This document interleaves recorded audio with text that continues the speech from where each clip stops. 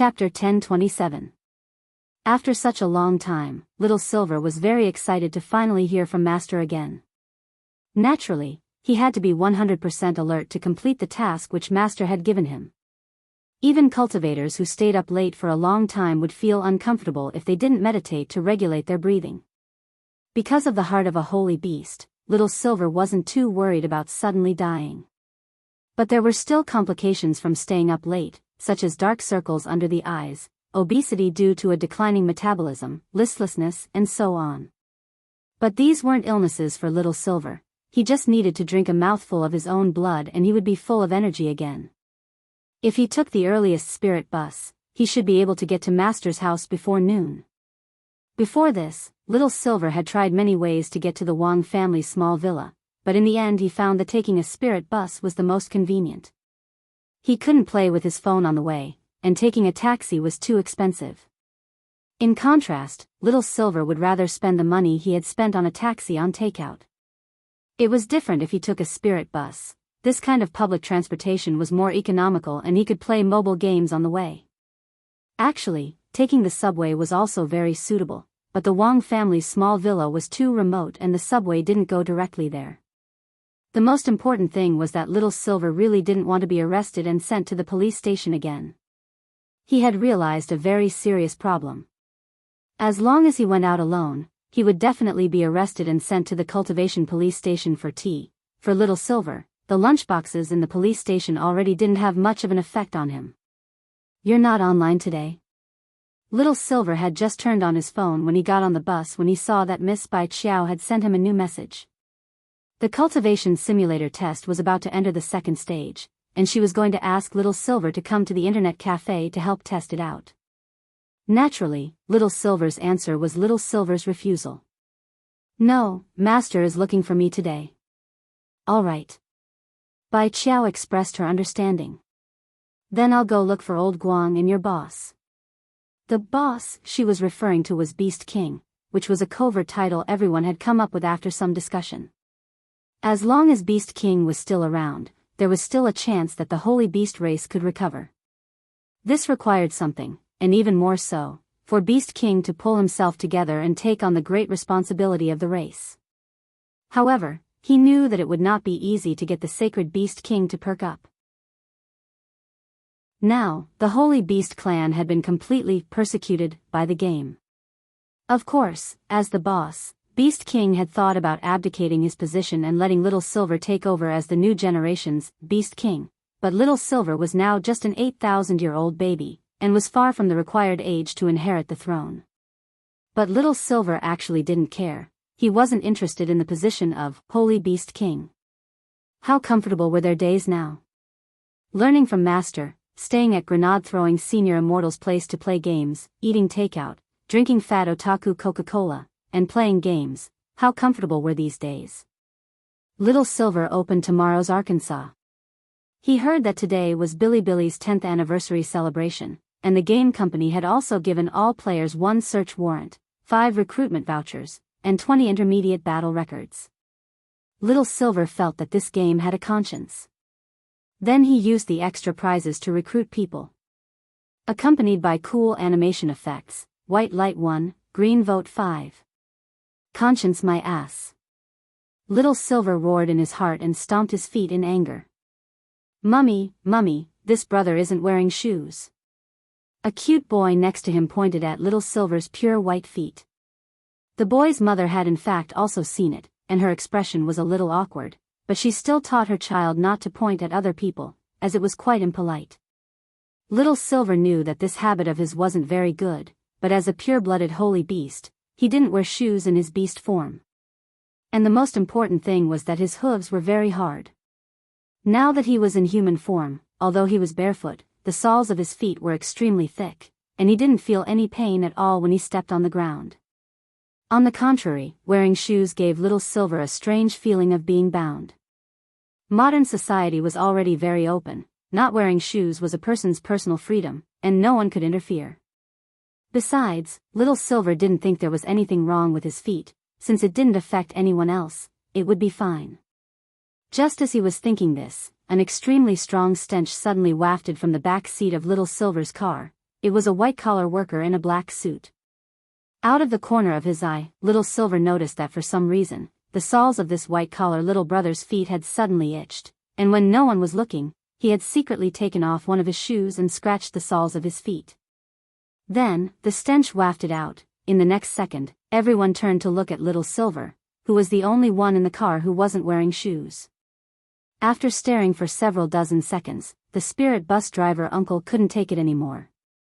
He turned his head to look for the culprit who was giving off the stench of his feet, and the first thing he saw was Little Silver. "Little brother, please, can you put on your shoes?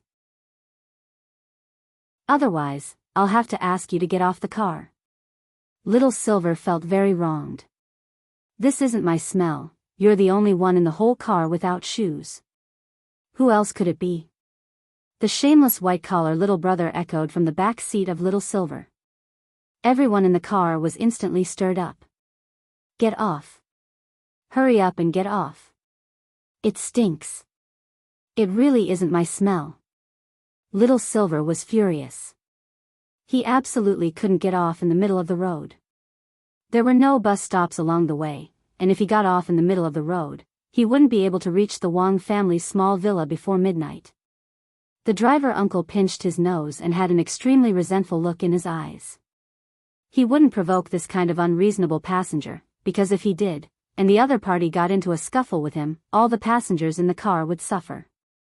Seeing that Little Silver wasn't cooperating, the driver uncle pressed the alarm on the driver's seat without another word. Roughly 2 minutes later, the nearest cultivation police station directed nearby patrol officers to the scene. The police uncle stood on his flying sword and gave a professional smile. "Sir, please come with us to the cultivation police station. We suspect that you have a biological weapon on you."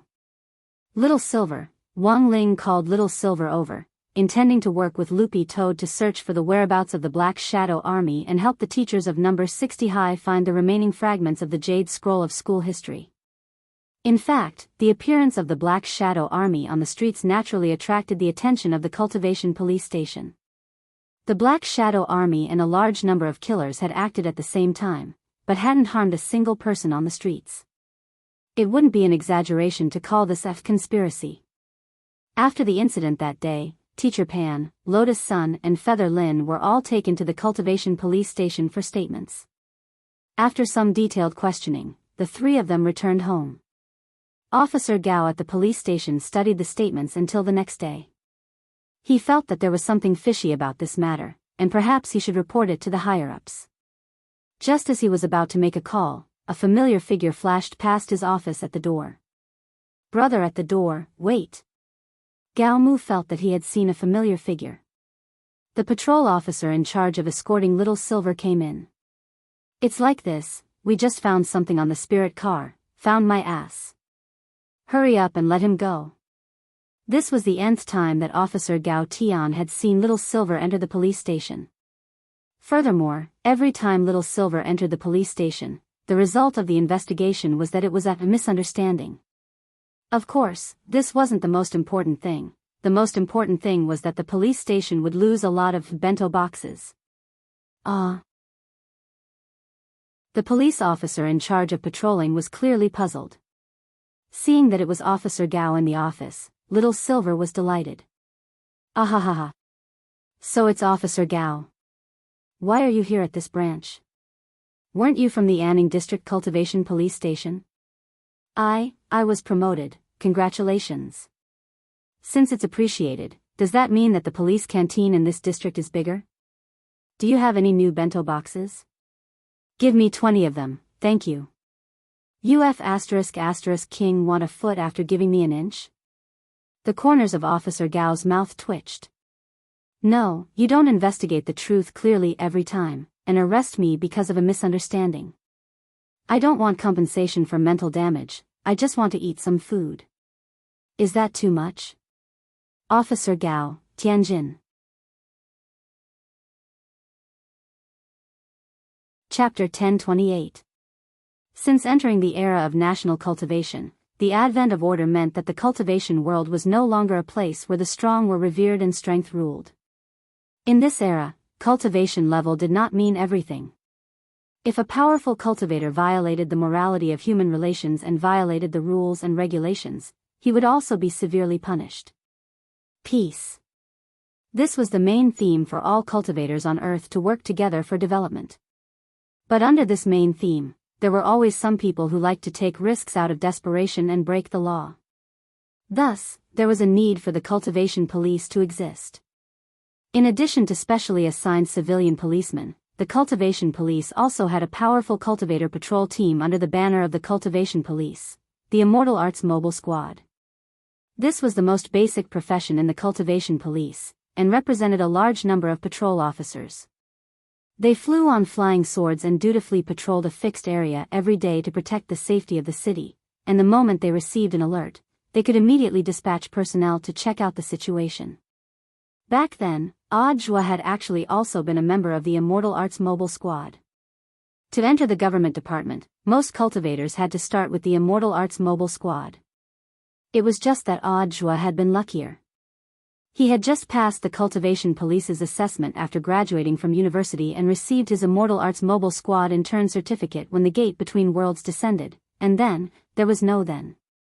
At that time, Audiobook had become a hero of the times. As for Officer Gao Tian, he wasn't as lucky as Audiobook. But his luck had taken a turn for the better. Although Officer Gao had always felt that running into Mr. Little Silver was an ill-fated fate, in some sense, he had to admit that ever since he had met this Mr. Little Silver, his career seemed to have gone a lot smoother. It had taken him 5 years to be promoted from the Immortal Arts Mobile Squad to a second-class police officer in the police station.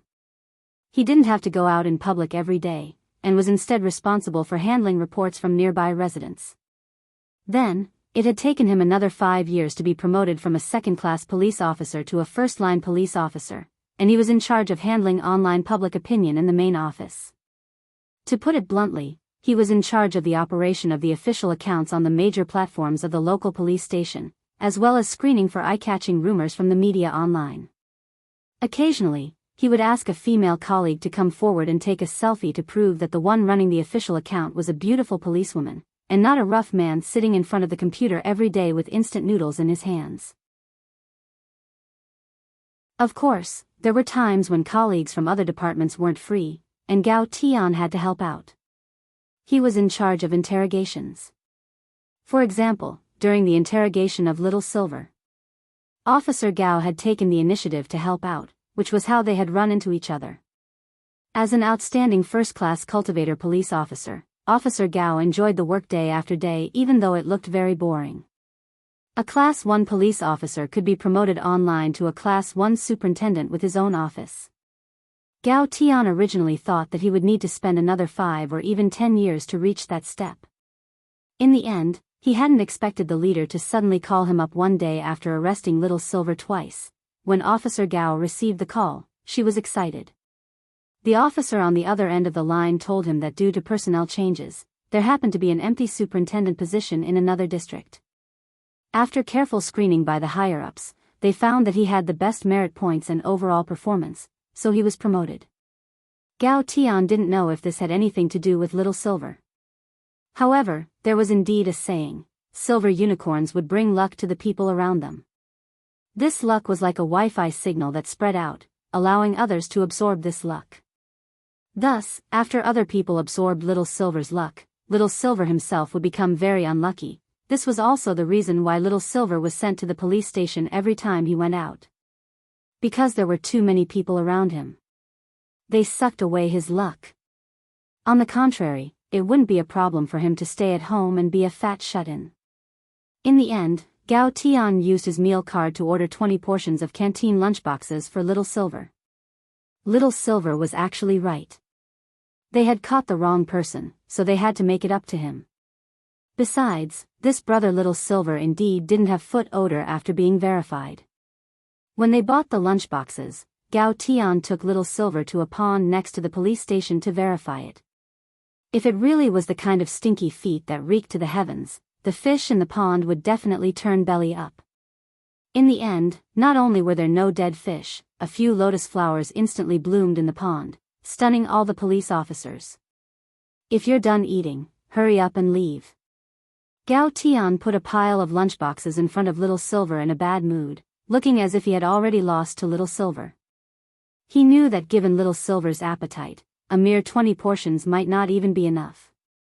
Little Silver didn't stand on ceremony. He went out without breakfast. It wouldn't be bad to have an appetizer before he rushed over to Master's house. The food at the police station had always been very good. Even if he had already eaten it, Little Silver still thought it was delicious, because these lunchboxes were free. Little Silver knew that it might be a little shameless to say this, but was there anything more delicious than free food? As Little Silver ate, he saw Gao Tian's frowning face. In fact, Gao Tian currently had 2 cases to deal with. One was the large-scale collision between killers and a mysterious force that had taken place in his jurisdiction yesterday. Just as he was about to report it to his superiors, Little Silver arrived. It was only at that moment that Officer Gao had just sent the report through an official internal email channel. But there was no hurry with the first matter. Since there wasn't any progress, he still had to wait for instructions from his superiors. What really gave Gao Tian a headache was actually the second case. This was a serial murder that had taken place in his jurisdiction. At the moment, the suspects had already spread to an entire apartment building, and everyone was suspected of committing the crime. But Officer Gao couldn't find any substantial evidence. The mastermind behind this serial murder was very cunning. He had laid out a meticulous and rational plan, and couldn't even use magic to erase any traces of the crime scene. This was enough to prove that the mastermind hadn't left behind any evidence when he had killed the first person, so he hadn't needed to use magic to clean up the crime scene at all. What kind of case is it? Little Silver took a bite of braised pork meatball and stared at Gao Tian.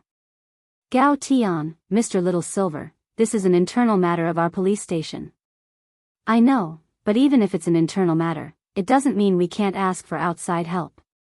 Little Silver said as he ate, "Don't look at me like this. I'm actually also a team leader of the Office of Strategic Deception. Maybe I can help you." The Office of Strategic Deception? Gao Tian was blank for a moment, and then stood up with a stunned expression on his face. He was sure he hadn't heard wrong. This was a super sect that had been set up in the shortest time possible in the cultivation world, and had also become the #1 light sect at the fastest speed. What Gao Tian hadn't expected even more was that Little Silver was actually one of them, and a cadre at that. Gao Tian thought about it carefully, and in the end, he thought of something that terrified him to the core. He remembered that Little Silver had been brought to the police station twice before, and the person who had come to help him with the bail procedures seemed to have been that chief of the Office of Strategic Deception, grenade-throwing senior immortal himself. Chapter 1029. Is this the place? In the end, Gao Tian took Little Silver to the scene of the apartment. Little Silver looked at the terrain and felt that it looked familiar. There was no mistaking it, he had been here before. Isn't there an apartment for family members nearby? I have a friend who lives there, Little Silver said. That's right. Gao Tian nodded.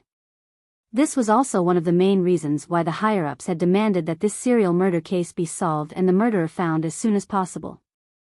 The people who lived in the family apartment were all retired senior cadres of Huaxiao Nation's political circle. Such a large murder case in their jurisdiction had greatly disrupted the lives of these retirees, as well as the stability of the surrounding area. In fact, the crime rate in Songhai City was still very low, and murders were even rarer. This was another important reason why the higher-ups attached so much importance to this case. There was a family apartment in this area. Everybody knew that the security management of the place where there was a family apartment must be excellent. However, knowing that there was a family apartment, the murderer still chose to take action in this area. It was obvious that he was extremely confident in his means of committing the crime. It could even be said that this was a judicial provocation that despised the laws and disciplines of the cultivation world. Little Silver and Gao Tian stood at the entrance of the apartment building, which had 6 floors in total and was called Divine Leisure Apartment. Take me in to have a look. Little Silver took out his phone to look at the time. Are you in a hurry? I have to go to East Huang Road before 12. So, We just need to solve the case before 11 o'clock. Gao Tian sucked in a breath. It was already 9 o'clock. Solve the case in 2 hours? Who did you think you were, Detective Conan? Even Conan needed 20 minutes. But now that things had come to this, Gao Tian felt that it was good to let Little Silver have a look. In any case, he was here to reinvestigate the crime scene. When he entered the residential building, Little Silver noticed that the security office had already set up a temporary police station downstairs. When several police officers saw Gao Tian, they stood at attention and saluted him. Captain Gao. Are you all registered? Everything is going according to plan, replied a police officer. Since there was no conclusive evidence, all the residents in the building were listed as suspects, and their movements were monitored. They had to register when they went out and when they came back until the suspect was found. On one hand, this measure was to find clues about the murderer, and on the other hand, it was in fact to protect the safety of the other residents. Since there was a police station downstairs, the murderer presumably wouldn't have the guts to commit another murder in the short term. Give me a police officer pass, said Gao Tian. The officer at the police station helped Little Silver register and then gave him a badge. Captain Gao, may I ask what this is? I've hired an outside expert from the Office of Strategic Deception. I'm asking him to help this time to see if there are any clues, replied. An expert from the Office of Strategic Deception. The policemen looked at each other in astonishment. Little Silver took the tag and put it around his neck, then started to sniff the ground. As Gao Tian had told him on the way here, 3 people had died in this apartment recently, and Little Silver could very clearly distinguish them by smell. The blood of the dead usually smelled of resentment. Ordinary cultivators wouldn't be able to tell, but as a holy beast, Little Silver could. Little Silver got up from the ground and clapped his hands. 3 people really died. I thought you were lying to me. That's why you were lying on the ground. I'm just smelling it to confirm the truth. 1 died on the 2nd, 3rd, and 5th floors, right? This was Gao Tian's first time seeing someone handling a case like this. But he had to admit that Little Silver was indeed very amazing. The murders had taken place on the 2nd, 3rd, and 5th floors, and he had been able to sniff out the scent from the 1st floor. This wasn't something an ordinary person could do. On the way here, he had only told Little Silver that a few people had died, but hadn't told him exactly where the floor was. Follow me. Gao Tian nodded. He took Little Silver up the stairs and began to investigate each floor. The first victim was a golden core stage cultivator from room 202. He was a 440-year-old young man. His main occupation was an alchemist, so he basically never went out. When he died, he was only halfway through refining the elixir in his furnace, and the range hood was working normally. We immediately extracted the gas from the range hood, and detected a trace of dark night fragrance. Dark night fragrance? It's a banned drug sold on the dark network. Just a trace of it can cause hallucinations in people. Unfortunately, we couldn't find any traces of the murderer's intrusion, nor were we able to find any clues on this alchemist. His corpse had already been incinerated at the first instant. After committing the crime, the murderer threw it straight into the alchemy furnace. Gao Tian said, "We can only deduce from the bloodstains left after the fight between the alchemist and the murderer that this alchemist was the first victim." An acquaintance? Not likely. This alchemist usually lived alone, and he wasn't a local. Even his neighbors didn't know much about him. In other people's eyes, he was a very mysterious man.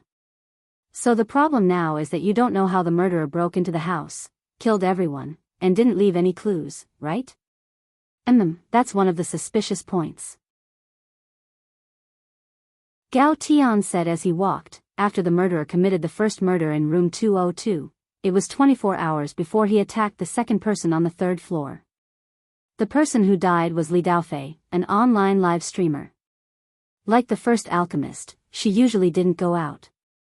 Her main source of income was through live streaming, and she usually did some talent shows where she swallowed spirit swords.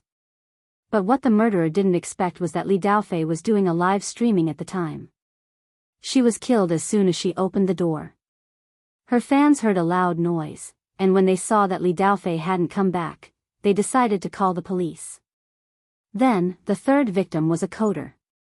It was also 24 hours before the murderer chose to make his move. At that time, we had only done a preliminary investigation of the scene, and the murderer committed the third murder when the police had already arrived. This was a provocation to us. Are they all homebody occupations? Little Silver shivered, because he also liked to stay at home. He hadn't expected to see 3 homebodies killed just like that. Now he finally knew where the nickname, Damn Homebody, came from. So what if they were homebodies? Who had they offended at home? Little Silver clenched his teeth as he thought about how to get rid of the murderer. At that moment, he suddenly raised his head and stared upstairs. The 4th one. What 4th one? It's on the 6th floor. I can smell the 4th victim, said Little Silver.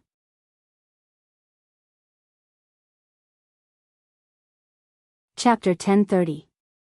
Gao Tian couldn't help gritting his teeth. This murderer was too bold. In broad daylight, and most importantly, with the patrol police already stationed in the apartment, he still dared to commit murder in public? This was completely not putting the police in their eyes. Little Silver rushed up with Gao Tian. At the door of the suite in room 605, Little Silver could smell the strong smell of blood. He kicked the door open with his bare feet. He didn't use much strength, but the door was sent flying into the wall of the living room. Gao Tian hurriedly summoned his police sword and rushed in. A police sword was standard issue for a police superintendent. Its hilt was shaped like a gun handle, and could be used as a gun or as a melee weapon. After being at ease with it, the sword could even be turned into an explosion-proof spirit escape with myriad uses. He was worried that the murderer was still in the room, so he cautiously approached step by step with the spirit sword in hand. Then, Gao Tian and Little Silver saw a young man lying on a computer chair with his neck tilted. His neck had been cut open, and blood splattered on the computer screen. Although his windpipe had already been cut open, it wasn't completely severed. Hearing that someone was coming, the young man started to struggle with all his might. He couldn't speak, and the expression on his face was extremely panicked. Don't be afraid, I'm a police officer. Gao Tian pressed down on the young man's shoulder, took out all his tools and prepared to give him first aid. So far, no one had seen what the murderer looked like or how he had committed the murder. If they could save this young man, it would be a major breakthrough in the case. It had to be said that Gao Tian's mind was very calm, and he didn't let himself panic. But looking at the bottles and jars on the ground, Little Silver frowned deeply. Are these of any use? His windpipe has already been cut open. I've already called an ambulance, it's just basic first aid. To be honest, even Gao Tian himself didn't know if he could be saved. Little Silver lowered his eyes slightly. After thinking for a bit, he bit his finger and squeezed a drop of holy beast blood onto the young man's wound, and then another drop of blood onto the young man's lips. Spirit power turned into steam, and the young man's injury healed at a speed visible to the naked eye. This is... Gao Tian was taken aback. Don't tell anyone. Little Silver looked at Gao Tian. He didn't know if this was the right thing to do. After all, using one's own blood to treat an outsider risked exposing one's identity. Thanks. Gao Tian nodded and didn't say anything else. 2 drops of holy beast blood pulled the young man back from the brink of death. He was horrified, but at the same time, he was grateful. Fortunately, he did not see how he was saved. He only felt that the silver-haired man behind him seemed to have dripped something on his wound. After that, he seemed to have come back to life, and his breathing began to become smooth. He must have used some kind of secret medicine on me, the young man thought. As a person who had walked on the edge of hell, the young man would not think so much. He did not care how he was saved at all. He only knew that he was lucky to have survived. Gao Tian then began to question the young man in danger. He turned on the recording function of the police sword, and after entering the recording mode, the sword began to flash red. Little Silver's lips twitched. This sword was too omnipotent. What's your name? Age? Work? My name is Shin Guangrong. This year, I graduated from a Jindan University. Now, I'm doing my graduation design at home. What major? Spirit Sword Design major. I'm in the Magic Treasure Design department. I specialize in designing the shape of magic treasures. Gao Tian nodded. Don't be afraid. We're here, so the murderer won't do anything to you. Tell me what on earth happened just now. The young man clenched his fists and started to sweat on his forehead. To be honest, his encounter just now had been too fast. It had almost happened in the blink of an eye, and he had no idea what had happened at all.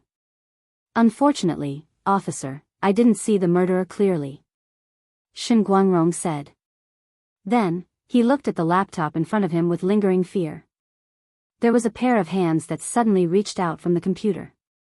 I didn't even have time to react before they started attacking me with blades. Then, my throat was slit. Computer screen murder?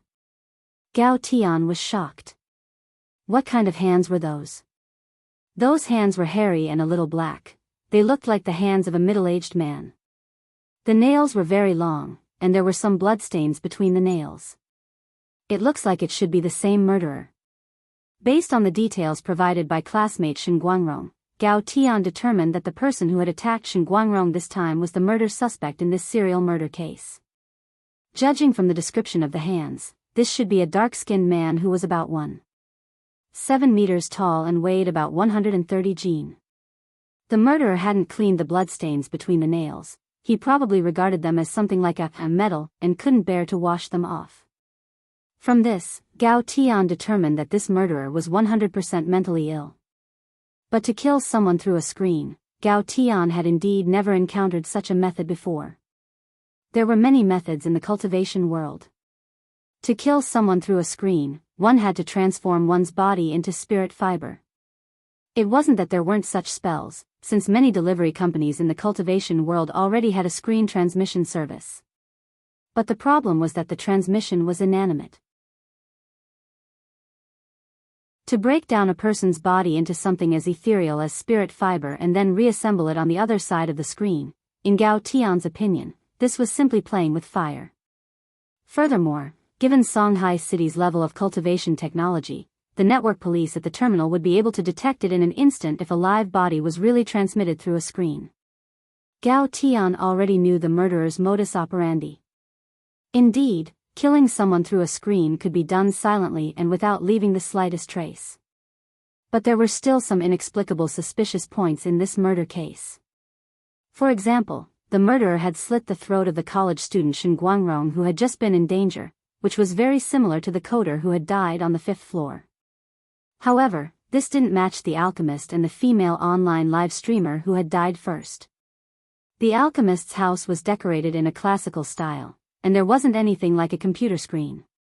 If the murderer had wanted to break in, there had to be other methods. As for the female online live streamer, if she had really been killed through a screen, she would have died in front of the audience. In fact, it was confirmed that she had been killed when she had opened the door. Was it really possible for the same murderer to use two completely different killing methods? Was it to confuse the public? Or were there actually two murderers from the beginning?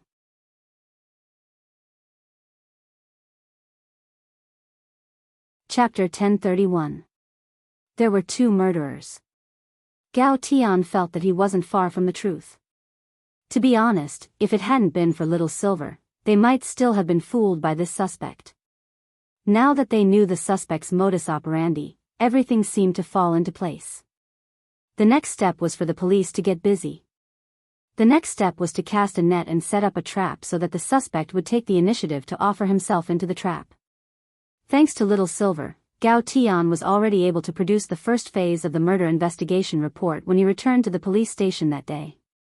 At the same time, the university student Shin Guangrong, who had almost been killed, also followed Gao Tian back to the police station. Worried that Shin Guangrong would fall victim again, Gao Tian immediately decided to take him back to the police station to protect him as an important witness. But for Shin Guangrong, he was pretty unlucky. It was almost time to hand in his graduation design, and he hadn't expected to run into this sort of thing. I'm going to report on the current situation. More than 10 senior police superintendents sat in the lecture hall, and Gao Tian stood at the very front as the team leader in charge of this operation. With the help of team leader Little Silver of the Office of Strategic Deception, we've already found out that the murderer killed people through an electronic screen. Everyone was in an uproar.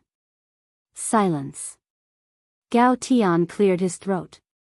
This method is very risky and technically very difficult, so we suspect that the suspect's realm should be above the soul formation stage. We'll ask our superiors to deploy senior Immortal police officers from the Immortal Patrol Division to cooperate with the next arrest operation. At the same time, based on the investigation at the scene, we suspect that there are 2 murderers. The 2 of them should be in the same party. Accomplices? Do you have any proof? Someone asked, raising his hand. First of all, the 2 of them chose the same crime targets, shut-in men and shut-in women. Of course, the most important piece of evidence is. Saying this, Gao Tian produced a report. He pressed down on the police sword in his hand, and the T on the screen instantly changed. According to the investigation by the Police Intelligence Department, the 3 victims who already died, the alchemist, the female online live streamer, the coder monkey, and student Shen, who was almost killed, all graduated from the same university, which is called Songhai Magic Treasure Development University. Graduated from the same university? The high-ranking police superintendents began to whisper to each other. The result of the investigation was obviously unexpected to everyone. They had thought that this was just a psychopathic murderer who committed crimes indiscriminately, but from the relationship between the victims, this series of murders might be a carefully planned revenge. As for why he had chosen students from Songhai Magic Treasure Development University, and why some of them had even graduated many years ago, Gao Tian was still investigating.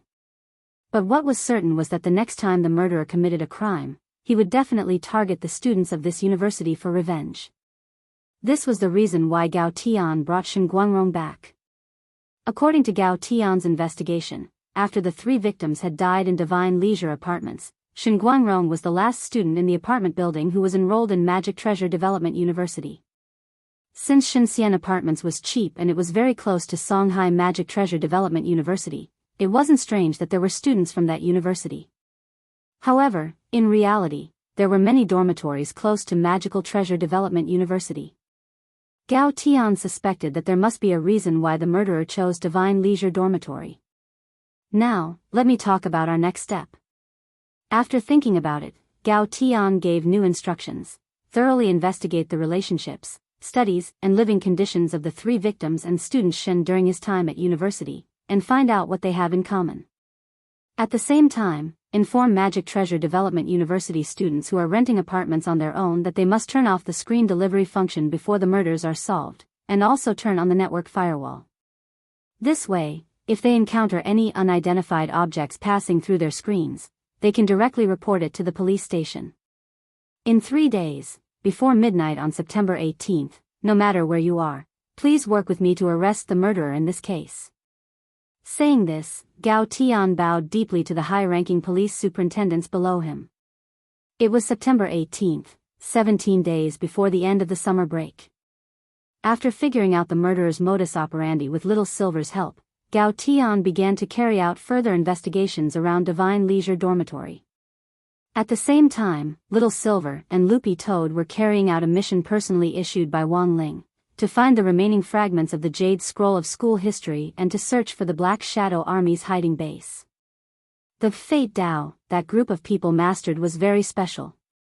According to Divine Dao Star Lord, Fate Dao was a kind of power that could be shared. In other words, these Black Shadow soldiers were currently in a symbiotic relationship. They were as thorny as weeds, wildfires couldn't burn them down, and they would grow again when the spring wind blew. If they didn't ferret out the mastermind behind the scenes, it would be difficult to eradicate them, and they would immediately come back to life after they died. Little Silver strolled along the streets with Loopy Toad. Their first task was to collect the fragments of the Jade Scroll of school history. After all, there wasn't much time left until the end of the summer break. A man and a dog passed by a park. But Face could smell the aura of a piece of debris nearby. Hurrying over with Little Silver, they saw a high school student doing language exercises.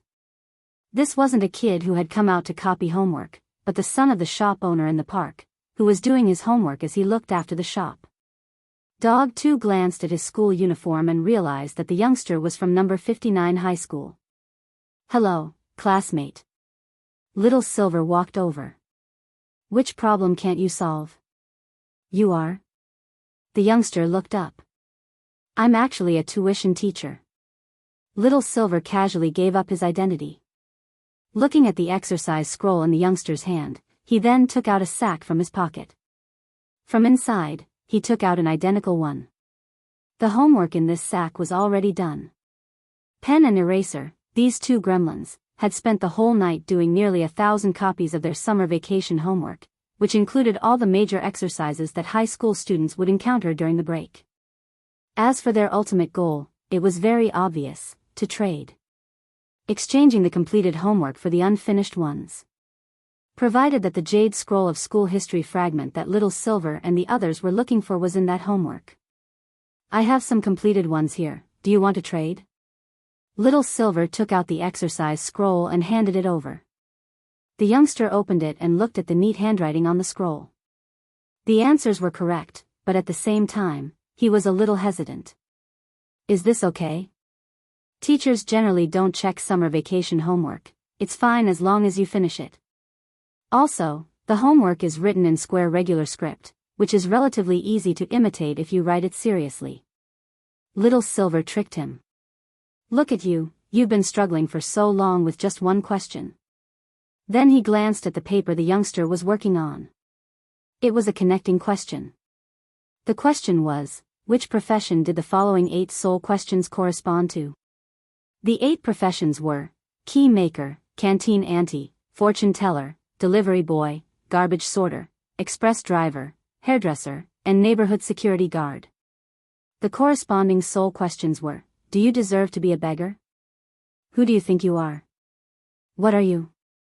What kind of trash are you? Have you figured out your position? Take a look in the mirror and see if you think you can do it. And who are you, where do you come from, and where do you want to go? HM. The youngster had actually finished connecting the lines. But after that, the young man began to think about life, until Little Silver and Dog 2 appeared. Tianjin.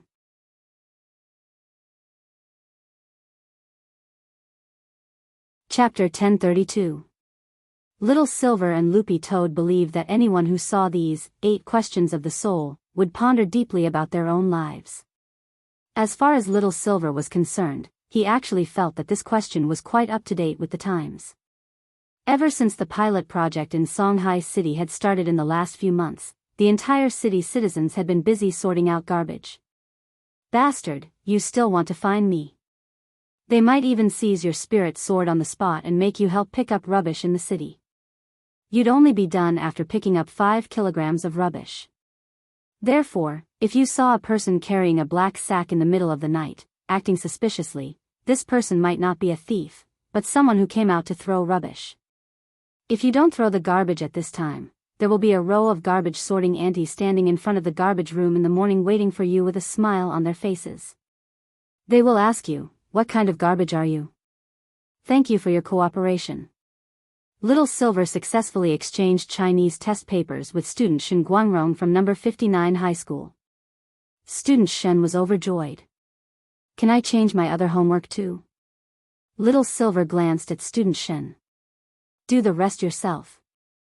Didn't your mother teach you not to be opportunistic and take advantage of the situation?" Student Shen. "Little Silver, how can you improve without doing homework?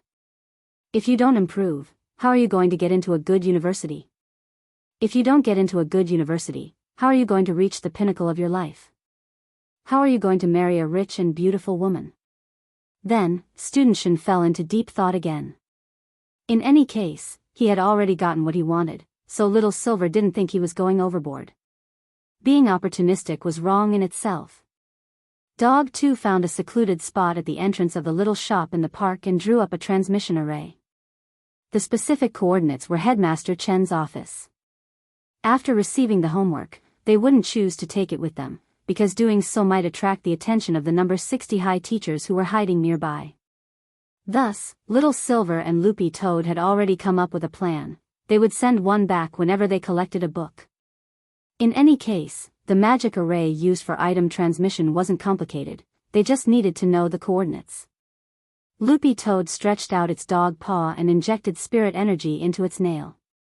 It then drew a fairly smooth circle in the dirt, and then directly used its nail to carve words into the circle. As everyone knew, the hardest part of drawing an array was not carving out words, but drawing circles. If the circle wasn't perfectly drawn, the formation wouldn't be able to activate properly. Therefore, drawing circles was a basic lesson for array masters. It tested the stability of one's hand. Whether an array master was strong or not could be seen from the stage of drawing circles. Powerful array masters have many ways to draw circles. Not only can they draw circles, but they can also draw them quickly. The Sky-Swallowing Toad clan was one of the few powerful Demon King clans in the demon world known for their support of photons. Arrays were actually one of the compulsory subjects for the Sky-Swallowing Toad clan. Hence, Loopy Toad was in fact already very skilled at drawing magic arrays. The whole process took less than 2 minutes. Loopy Toad then put the language test paper into the magic array. It recited a spell and formed a seal with its paw. In a flash of golden light, the language test paper was accurately teleported to Headmaster Chen's office. Loopy Toad then dug up the dirt on the side to cover up the magic array. After confirming that there was nothing wrong, it turned its head and said to Little Silver, "Let's go to the next house." At noon, Loopy Toad took Little Silver to the vicinity of a university. At the school gate, several courier little brothers were fretting. They were in a hurry to make their next order, but they couldn't get in touch with the school's recipient for a long time. Little Silver moved closer to take a look, and saw clearly that the school's stone tablet said, Songhai Magic Treasure Development University. So this is it. Little Silver sighed. "What's wrong?" asked Loopy Toad. "It's the university I told you about yesterday that the serial killer is targeting," Little Silver replied in a low voice. Loopy Toad nodded and instantly understood. Because the killer had committed the crime through a screen, the convenient delivery function of the entire school had been cut off to ensure the safety of the students while the killer hadn't been apprehended. If the students wanted to receive their packages, they could only follow the old method of having the courier place the packages at the school gate at noon and wait for people to pick them up. Of course, the most troublesome thing was that these packages didn't have real names. For the sake of privacy and safety, some students used their own netizens. As Little Silver and Loopy Toad drew closer, they saw several courier little brothers shouting at the school gate at the top of their lungs, "I'm the daddy you'll never get. I'm the daddy you'll never get. Hurry up and pick up your package. Crossdresser. Crossdresser. I have your package. Hurry up and pick it up. I'm leaving right now. Oni-chan. I have your package." In a few short minutes, there were all kinds of fancy recipient names. "Everyone, are you sure the fragment is here? This is a university." Little Silver stood at the gate and looked around, a little hesitant about whether to go in or not. He suspected that Loopy Toad had gotten the wrong location. "There's no mistaking it, it's here." Loopy Toad shook its head. It was very confident in its sense of smell. Little Silver followed Dog 2 inside. The security uncle was going to stop them at first, but when he saw the medal on Little Silver's chest, he immediately stopped. This was a custom-made medal for the team leader of the Office of Strategic Deception. As the Light Force ranked first in overall strength in Huaxiao Nation, the Office of Strategic Deception's reputation was already known throughout the country. The security uncle couldn't figure out which higher up of the Office of Strategic Deception Little Silver was, but after recognizing the medal, he didn't stop him. Grenade-throwing Senior Immortal had given the medal to prevent Little Silver from being taken into the police station again when he was walking alone on the street. As it turned out, the medal was even more useful than Little Silver had imagined. The canteen up ahead. Loopy Toad led Little Silver forward.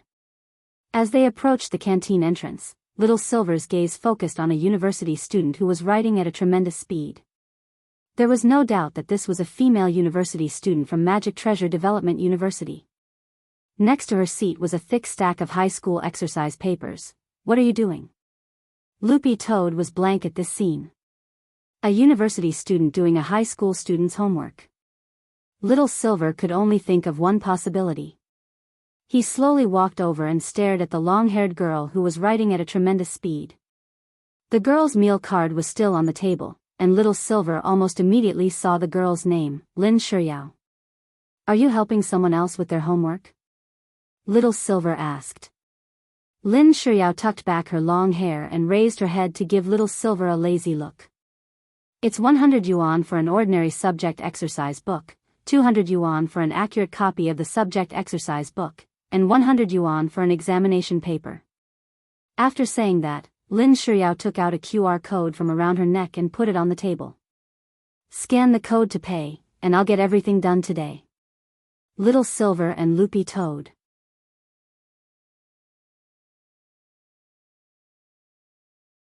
Chapter 1033. It was obvious that this wasn't Lin Shuyao's first time doing this, but she was very open and frank. Ghostwriting homework was originally a job she did behind the scenes, but this girl actually didn't shy away from taking orders in the canteen at all. In fact, if it wasn't for the fact that the campus delivery service had been forced to go manual because of the serial murders this time, Lin Shuyao would have stayed in her dormitory and never come out. She took this job very seriously because the amount of orders she took each winter and summer break earned her 60 to 70 times more money than the scholarships she received at school. Not only could she pay for her own school fees, but she could also earn a lot of money by ghostwriting homework during the winter and summer breaks. Helping people with homework, both parties had to be willing to put a price on it. This wasn't against the law, and even if the police found out, they couldn't do anything about it. Under normal circumstances, there were even parents who personally came over to pay for Lin Shuyao to do homework for them because their students couldn't finish their homework. In the industry of doing homework for people during the winter and summer holidays, Lin Shuyao could be said to be the leader of this industry. As for why she was the boss, it was actually very obvious. After Lin Shuyao took out the payment QR code, she saw that Little Silver and Loopy Toad were still hesitating, so she casually put it on the table. She didn't stop working, and as she wrote, she spoke to the people behind her. "I'm busy right now, help me receive the customers." "All right." Behind him, someone immediately responded. Only then did Little Silver realize that Lin Shuyao actually needed help. Behind her, there were 10 tables full of university students who were ghostwriting homework. It turned out that this ghostwriting gang was pretty big. Little Silver was dumbfounded. This was a team that Lin Shuyao had specially hired because ordinary university students didn't have Lin Shuyao's reputation and could receive such a large number of orders, so Lin Shuyao had come up with the idea of pulling them in. On the basis of her annual work, she would receive an additional order for the other university students to do, and she would sign a sharing agreement with those university students. She would only take 30% of the amount of the ghostwriting homework as an intermediary fee. Just like that, Lin Shuyao's team grew bigger and bigger. There were 4 people at a table in the cafeteria, and there were a total of 40 people working under Lin Shuyao. There were as many as 10 tables. Furthermore, in order to ensure the quality of the homework, Lin Shuyao had even divided up the homework. Some people were specifically responsible for the language homework, some were specifically responsible for the talisman's class homework, and there were also those who were proficient in alchemy techniques and spirit sword techniques who were responsible for the extra homework. There was even an external filming team that could cosplay as the employer and specifically shoot videos to complete some extra practical extracurricular activities designated by the school. How many fragments? Little Silver gave Loopy Toad a meaningful look and asked telepathically. "There are at least 6 fragments here." Loopy Toad replied. Lin Shuyao had a lot of employers, and because a lot of the work in the city was concentrated on her, Little Silver and Loopy Toad had saved a lot of trouble. "There's something I hope you can help me with." Silver bent over with his hands on his knees and smiled warmly. Buttface jumped onto a chair in the canteen and sat there obediently, wagging his tail as he stared at Lin Shuyao. Miss Lin glanced at Little Silver and Loopy Toad, but she didn't stop working. Behind her, the person who had been in charge of reception saw that little Silver had come specifically for Lin Shuyao, and quietly sat back down. Unfortunately, I'm very busy right now. If you're asking about the serial murder case, I can't tell you right now. A police officer with the surname Gao already asked me about it once, and I don't want to answer him again. Lin Shuyao was a very efficient person. Police officer with the surname Gao? Little Silver was blank. It seemed that Gao Tian had already been here and had interrogated the school students about the murders. But that wasn't why Little Silver and Loopy Toad were here, so he patiently sat down in front of this Miss Lin. Little Silver had plenty of time to wait. There were 6 fragments here, and their workload today had originally been to collect 5. In the end, Lin Shuyao felt uncomfortable when Little Silver sat down. She was a single, decent woman from a good family. While she was ghostwriting someone's homework in broad daylight, there was actually a handsome guy sitting in front of her and staring at her as she did her homework. Lin Shuyao had never experienced this kind of thing before. Lin Shuyao could be considered a celebrity at Magic Treasure Development University. With Little Silver sitting in front of her and watching her do her homework, she actually felt that the atmosphere in the air wasn't right. Wow, who's that silver-haired young man? He's so good-looking, and he has a green-furred dog. Is he Lin Shuyao's boyfriend? I always thought she was a celibate type. Damn, big news. Lin Shuyao actually has a boyfriend. The above was all Lin Shuyao's fantasy. Lin Shuyao shook her head hard. She felt that if she went on like this, she would definitely have auditory hallucinations. What on earth do you want? A few minutes later, Lin Shuyao finally stopped what she was doing under Little Silver's innocent smile. The customer's quality was always number one. With Little Silver sitting there staring at her, Lin Shuyao already felt that she couldn't carry on with her work normally. But she couldn't get angry with Little Silver. Most university girls actually liked the little puppy look, and Little Silver actually just happened to be this type. His smile was like a spring breeze, and even the shadow in her heart dissipated by more than half. When Lin Shuyao raised her head to look at Little Silver, she felt as if the person sitting in front of her was a small sun, warm and soft, but not so dazzling. She wanted to reach out and touch it, but didn't burn herself. Are you finally willing to talk to me? Little Silver continued to smile. Don't say such misleading things. If you have something to say it quickly. Lin Shuyao blushed and immediately lowered her head. Dog too wasn't envious of this scene. Sure enough, it was good to be good-looking. I wonder when I can take human form. Loopy Toad pondered as it stared at Little Silver's human form. It had always been worried that its human form would be very ugly. In countless dreams, it even dreamed that when it transformed into a human, its skin was green, and even its hair was green. When it walked in the night, it would even emit a fluorescent light. It was the kind of green that even the Hulk would concede defeat. Loopy Toad felt that it wouldn't be able to accept it if it was too ugly. After adapting to living in the human world, Loopy Toad actually realized that it also had the burden of being an idol, and understood the importance of good looks. This was an era where looks were everything. If you had a good-looking face, you could eliminate a lot of your worries.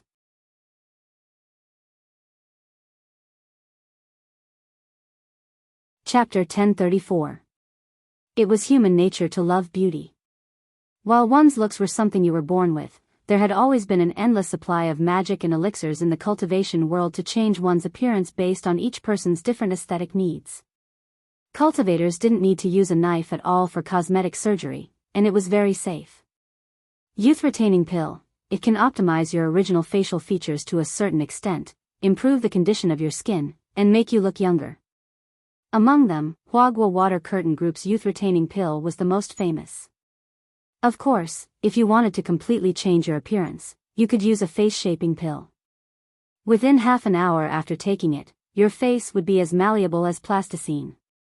However, face-shaping pills weren't usually sold to the public. This was a hospital cosmetic department's allocation, and the doctors responsible for shaping the face had to pass a face-shaping exam and obtain the relevant qualification certificate before they could use it.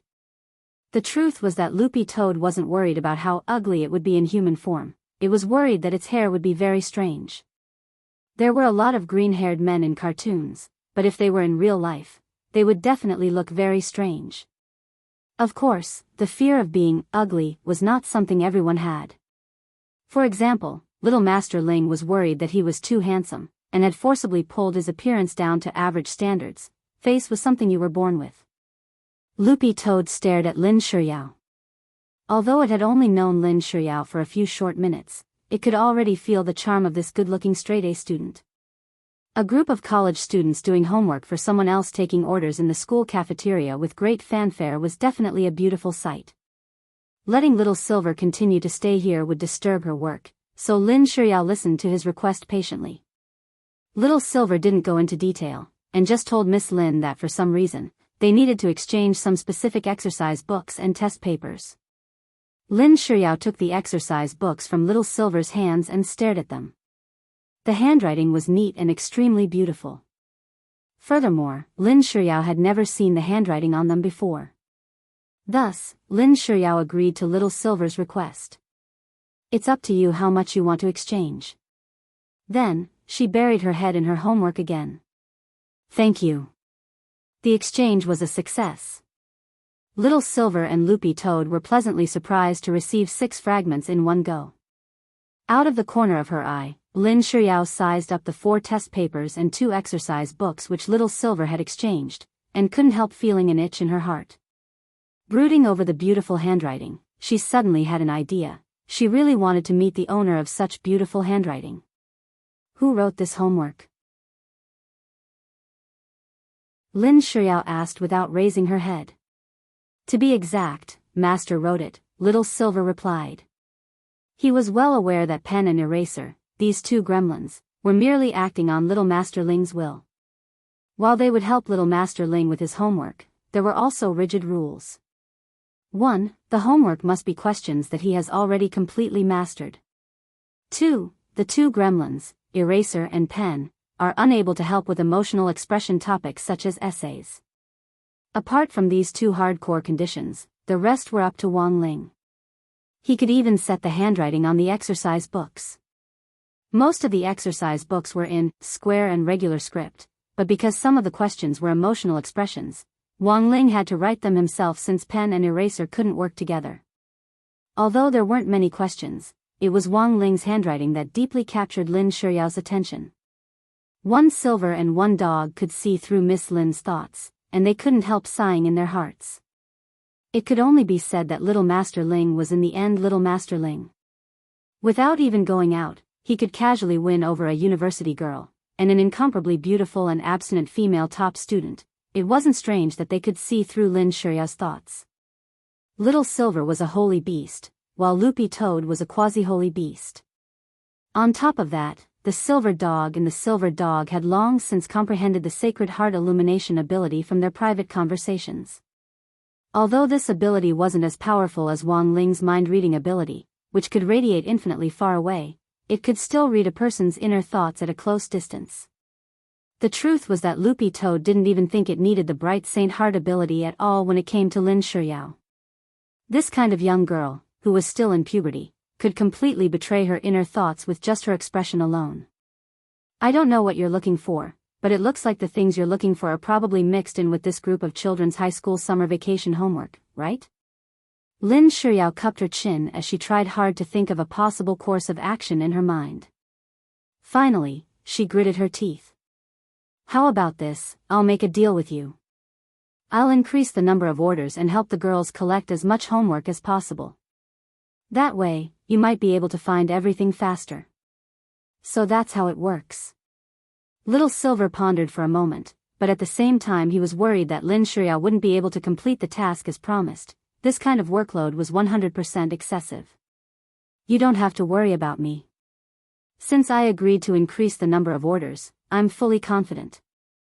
Lin Shuyao put down her pen and smiled confidently. Have you heard of the flow of 2 pens? Loopy Toad was blank. Of course it knew about the flow of 2 pens.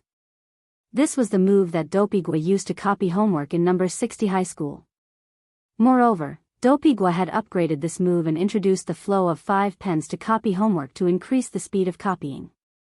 To tell you the truth, I'm the leader of the Flow of Two Pens sect. Lin Shiryao crossed her fingers and began to formally introduce herself to Little Silver and Loopy Toad. After joining our sect, learning the Flow of Two Pens is the foundation. As long as I mobilize all the disciples of our sect to use the Flow of Two Pens to ghostwrite, the workload will double.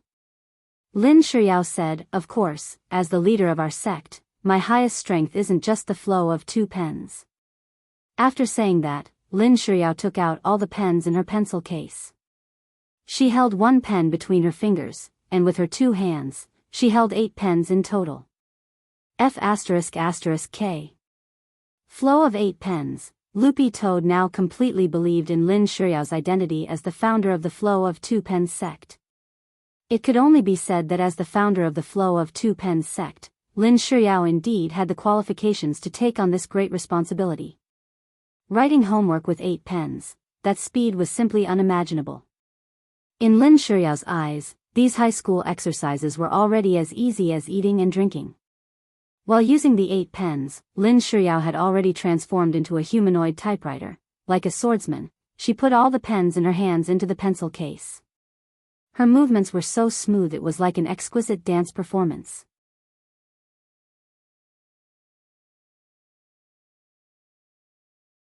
Chapter 1035. Actually, meeting Wang Ling wasn't as complicated as one might imagine. Those who were familiar with him knew that as long as you prepared crispy noodle snacks beforehand, you could even video chat with the beloved Ling Zhenren. Of course, Ling Zhenren wouldn't say a word during the video chat. He would just stare at you with those adorable, round dead fish eyes of his, and thus firmly lock onto your heart.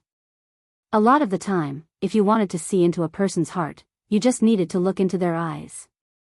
The eyes were the windows to the soul, and Wang Ling was no exception. The truth was that his eyes were a little special because of the king's eye, and his pupils were red. But in the cultivation world, there were plenty of cases of eye colors changing because of different foundation establishment martial arts, so there wasn't anything wrong with having the wrong eye color.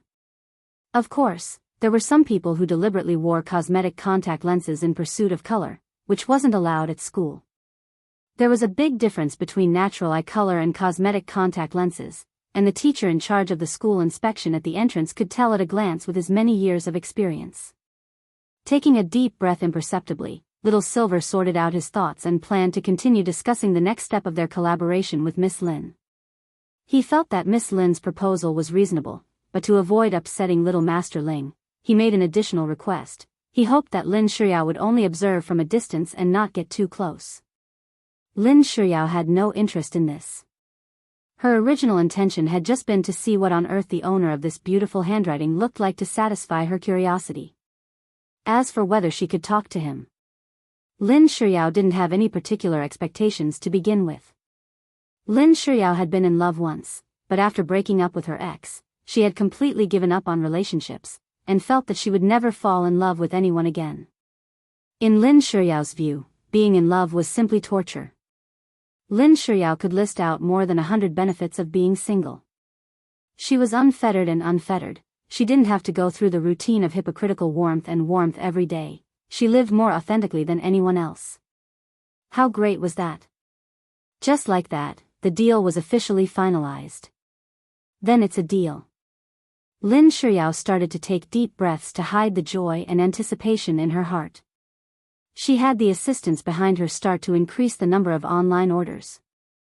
Little Silver and Loopy Toad heard the people behind them start to get very busy, and the ding dong sound of Taobao notifications on their cell phones didn't stop ringing.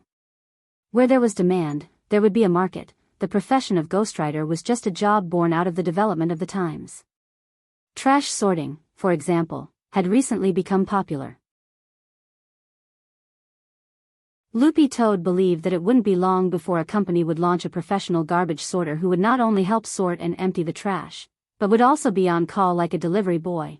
Loopy Toad hadn't expected Lin Shiryao's business to actually be so good. It wouldn't be an exaggeration to describe it as noisy gongs and drums, crackling firecrackers, fluttering red flags and a sea of people.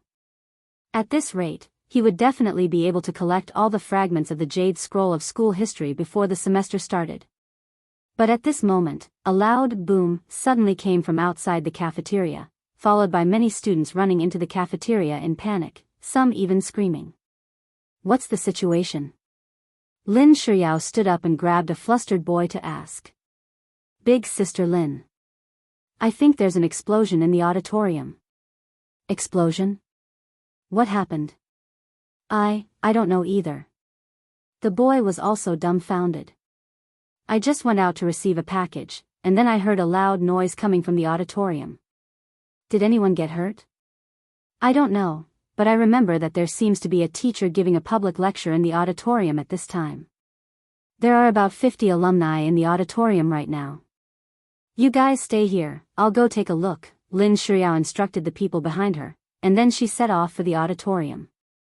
Lin Shuyao was also the president of Magic Treasure Development University's student union. She couldn't just sit back and watch something like this happen. At the very least, she had to know the cause of the explosion in the auditorium. This incident also attracted Little Silver and Loopy Toad's attention. After some discussion, one Silver and one Dog rushed out with Lin Shuyao. Magic Treasure Development University hadn't been very peaceful recently, and it was all because of the serial killer who had yet to be brought to justice. Then, could this explosion have something to do with the killer? When they got close to the auditorium, a group of university teachers had already rushed over when they heard the news. There were also some students nearby who weren't afraid of death who wanted to join in on the fun. Armed with all kinds of magic treasures, the teachers stopped the students from moving forward and dispersed the crowd, while a few teachers were already ready to step forward and rescue people. Little Silver observed the auditorium's location. It was built in a corner of the campus, and was flanked by high walls on both sides by a high-pressure barrier, so outsiders couldn't climb over the walls. There were 2 entrances to the auditorium, but both had already collapsed after the explosion, and bricks, tiles, and rubble had rolled down to completely cover the entrances. Seeing this, Little Silver already realized that something wasn't right. This was clearly a premeditated explosion. If it had been an accident, it was impossible for the 2 entrances to be blown up so coincidentally. Just then, a very unfamiliar voice came from inside the auditorium. "Teachers, please calm down. Please put away your magic treasures and step back, otherwise I can't guarantee the safety of the 50 students and 1 teacher in the auditorium." An icy voice without the slightest emotion floated in the air. This was the warning that came from the auditorium's built-in broadcasting room. "Who are you?" asked one of the teachers. "It seems you've been looking for me for a long time, and used all kinds of methods to prevent me from harming the next student. But the truth is that I'm running out of patience. I feel that the students who died too easily, and should have been tortured to death. The reason why I'm holding this place hostage today is in fact the result of your Magic Treasure Development University's inaction." When the man said this, all the teachers and students broke out in a cold sweat. This was the latest serial killer. "You can ask for anything. Please don't hurt the children inside." At that moment, a middle-aged man with slicked back hair and a somewhat out-of-shape stepped forward. This was Zhou Donya, the headmaster of Magic Treasure Development University. Little Silver had seen some of the police investigation data on Magic Treasure Development University from Gao Tian previously, so he recognized this man at a glance. This voice, it's Headmaster Zhou Donya's, right? The man inside sneered. "I didn't want to do this, but the truth is that if I didn't make a big deal out of it, you wouldn't have taken it seriously at all. Do you remember this child, Jing Jingxian?" When the man said this, the faces of Headmaster Zhou Donya and all the teachers present darkened. When Little Silver turned his head, he saw that Lin Shuyao had already clenched her little fists and was trembling slightly.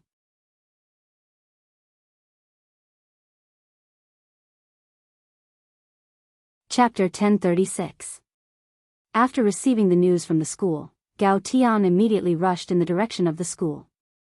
In order not to agitate people, he changed into plain clothes and borrowed the chief's private car to hurry to the school. There weren't many people with him, just 3 police officers. As for the Immortal Arts mobile squad, they were already deployed in the vicinity.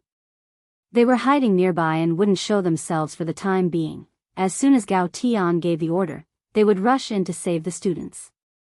But such a forceful attack was ultimately just a last resort, because this was a serial killer who had already killed several people. He absolutely wouldn't mind killing a few more. How's the situation? Gao Tian asked his assistant on the way. The school's teachers are maintaining order at the scene. By the way, Captain Gao, the suspect mentioned a person named Xing Jingxian. Our colleagues from the intelligence department went to look into him. Take a look. The assistant handed his phone to Gao Tian. It was a detailed file on Xing Jingxian. 3 years ago, he was a student at Magic Treasure Development University, a fresh graduate from the class of 4,393. His grades were excellent, and he had even represented the school in a Magic Treasure design competition. Gao Tian read the relevant information that the intelligence department had gathered from the internet. Because he was suspected of plagiarizing someone else's work in an international competition, Xing Jingxian was permanently disqualified from the competition. As a result, his alma mater, Magic Treasure Development University, was tarnished. After discussion with the higher-ups of Magic Treasure Development University, they ordered Xing Jingxian to publicly apologize to the entire school and the Magic Treasure design industry, or he would be expelled and punished. Xing Jingxian refused to apologize, and after several fruitless attempts at communication, the school issued a disciplinary notice.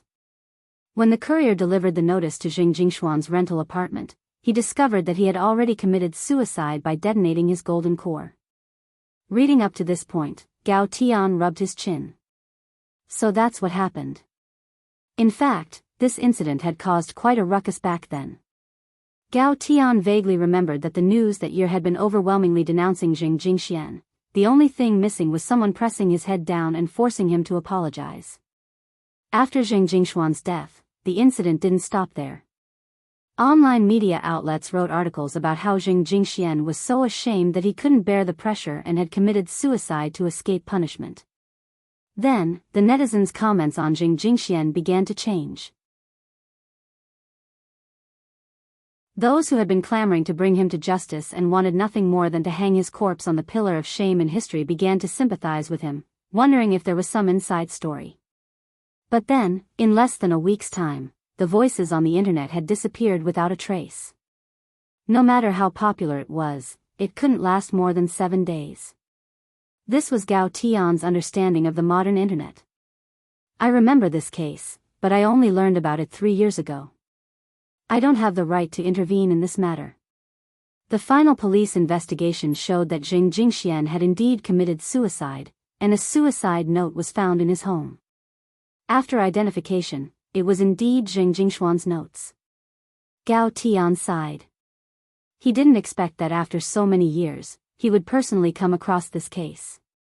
Perhaps there really was some inside story in the incident back then? Gao Tian guessed. But this was just a guess.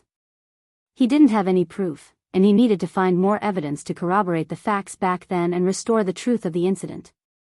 But even if he wanted to investigate, it wouldn't be easy for Gao Tian. It had already been 3 years since the incident, and a lot of the chain of evidence from back then had been broken. Even the rental house where Xing Jingxian had chosen to commit suicide had been turned into a chess room because no one was living in it.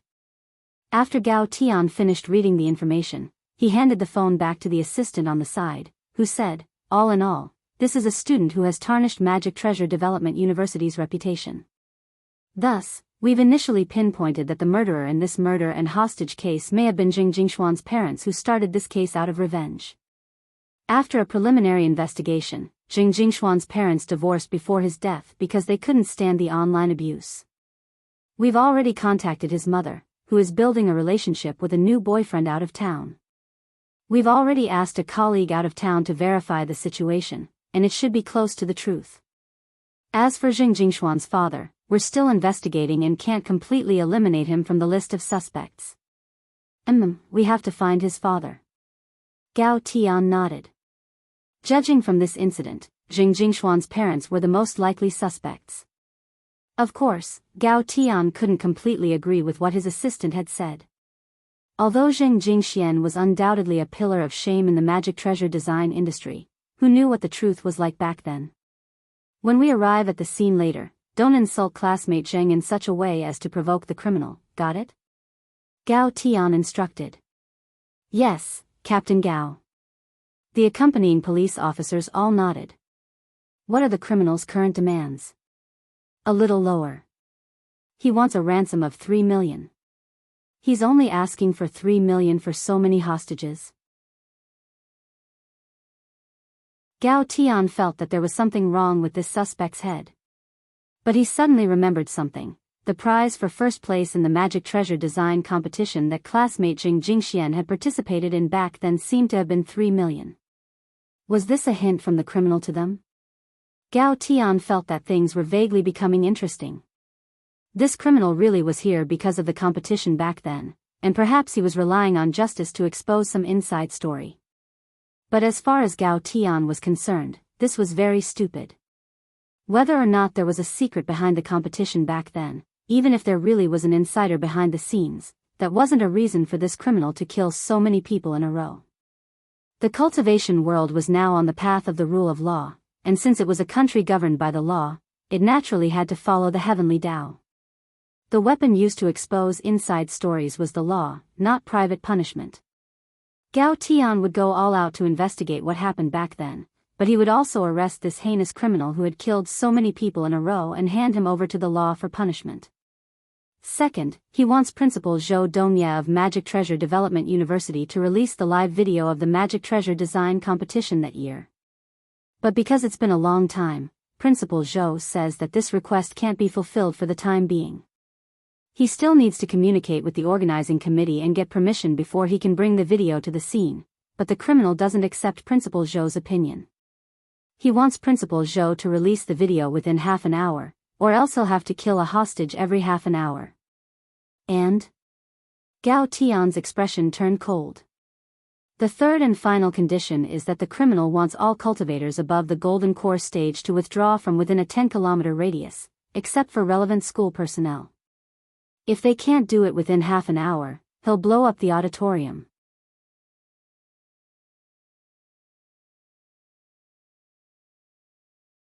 Chapter 1037. There was no doubt that this was an extremely ruthless criminal. But judging from the other party's 3 requests, it wasn't hard for Gao Tian to guess that the other party wanted to use this incident to overturn the case from back then. If they didn't make a big deal out of it, perhaps the truth of the case would forever be shrouded in dark clouds, never to see the light of day again. Thus, after some thought, Gao Tian issued his first instruction. Immediately arrange for the Immortal Arts mobile squad to retreat 10 kilometers away. Yes. Gao Tian was in command. Although the police officers behind him didn't understand why he wanted them to retreat, they could only obey. In fact, 3 minutes ago, the Immortal Arts mobile squad had already come up with a plan to kill the criminal. They would use long-range flying swords and heat-sensing magic treasures to aim at the location of the criminal in the auditorium and kill him with one strike. Even in this situation, the success rate of this method was as high as 80%. As long as they took down the criminal, everything else would be easy to deal with. But it was clear that Gao Tian's goal wasn't just to arrest the criminal. Logically speaking, they could indeed use long-range sniping to kill a criminal who had taken hostages, but the current success rate wasn't 100%. If they failed and angered the criminal, all the students in the auditorium would be out of luck. And another very important point was the criminal's methods. Before this, the criminal had killed people through a network screen many times. Such a strange method proved that the other party's realm was high, and he definitely wasn't an ordinary person. Because of this, they had to be even more cautious. If the other party realized that they were fooling the other party, there might be unpredictable risks. When Gao Tian arrived at the scene, it was still in pretty good order. He handed the storage bag he had brought from the police station to Principal Zhou. There was a total of 3 million yuan in cash inside. After receiving the prisoner's request, Gao Tian immediately ordered the nearby banks to cooperate with him and collected the 3 million yuan as soon as possible.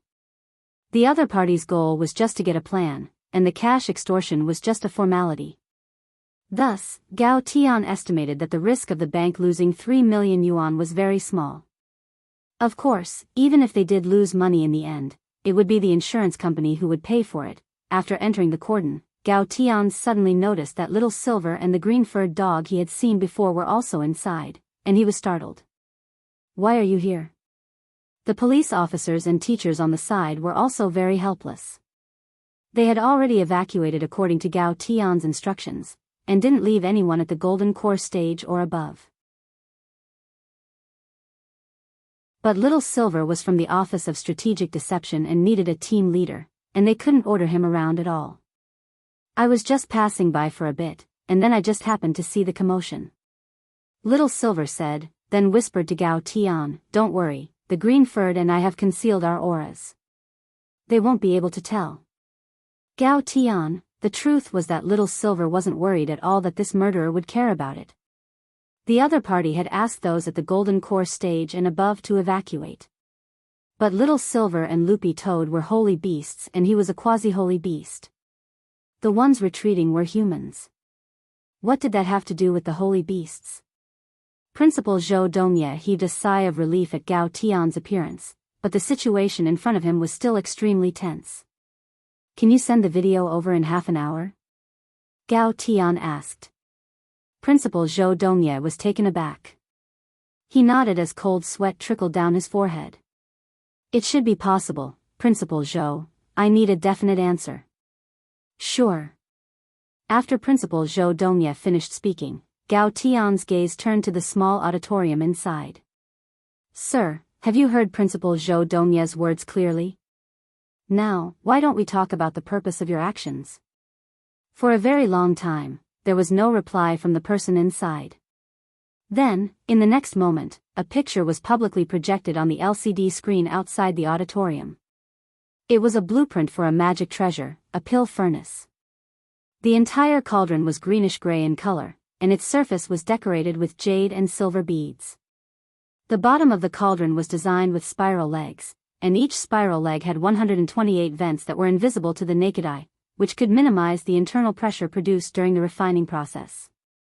Finally, a circular exhaust system was embedded at the bottom of the pill furnace, reflecting the outstanding concept of environmental protection. This was the winner of the Magic Treasure Design competition 3 years ago, and the author in the lower right corner was a person called Raven.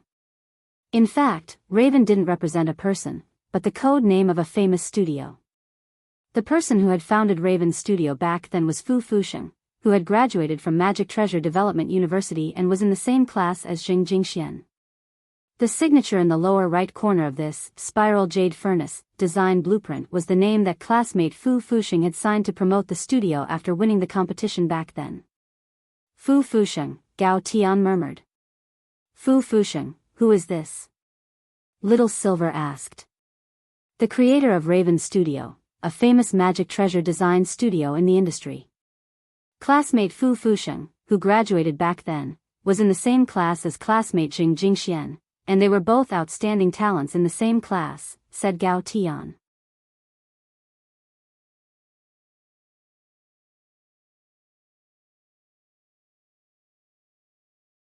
Chapter 1038.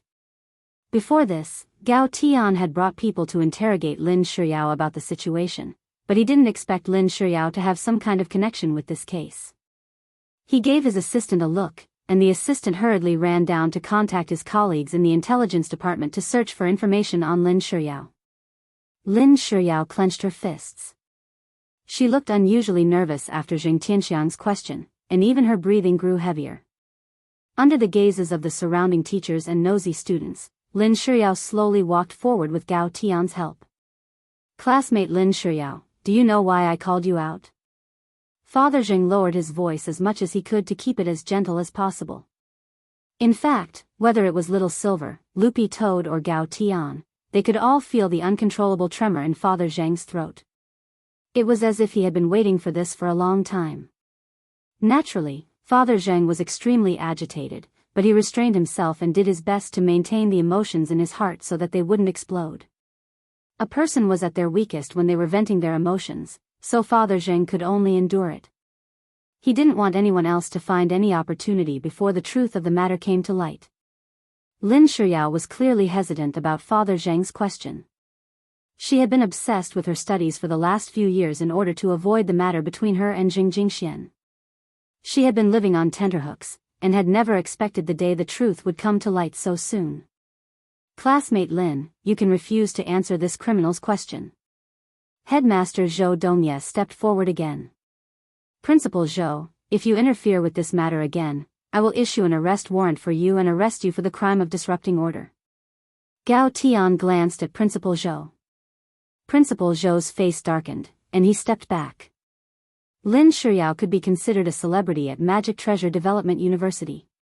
To think that such a beautiful president of the student union with excellent academic results was actually connected to the school disgrace from 3 years ago, this made all the teachers and students present curious. After a moment of silence, Lin Shuyao finally seemed to pluck up her courage and raised her head. Yes, Jing Jingxian, he's my ex-boyfriend. Gao Tian wasn't surprised by this answer, but it startled all the teachers and students present.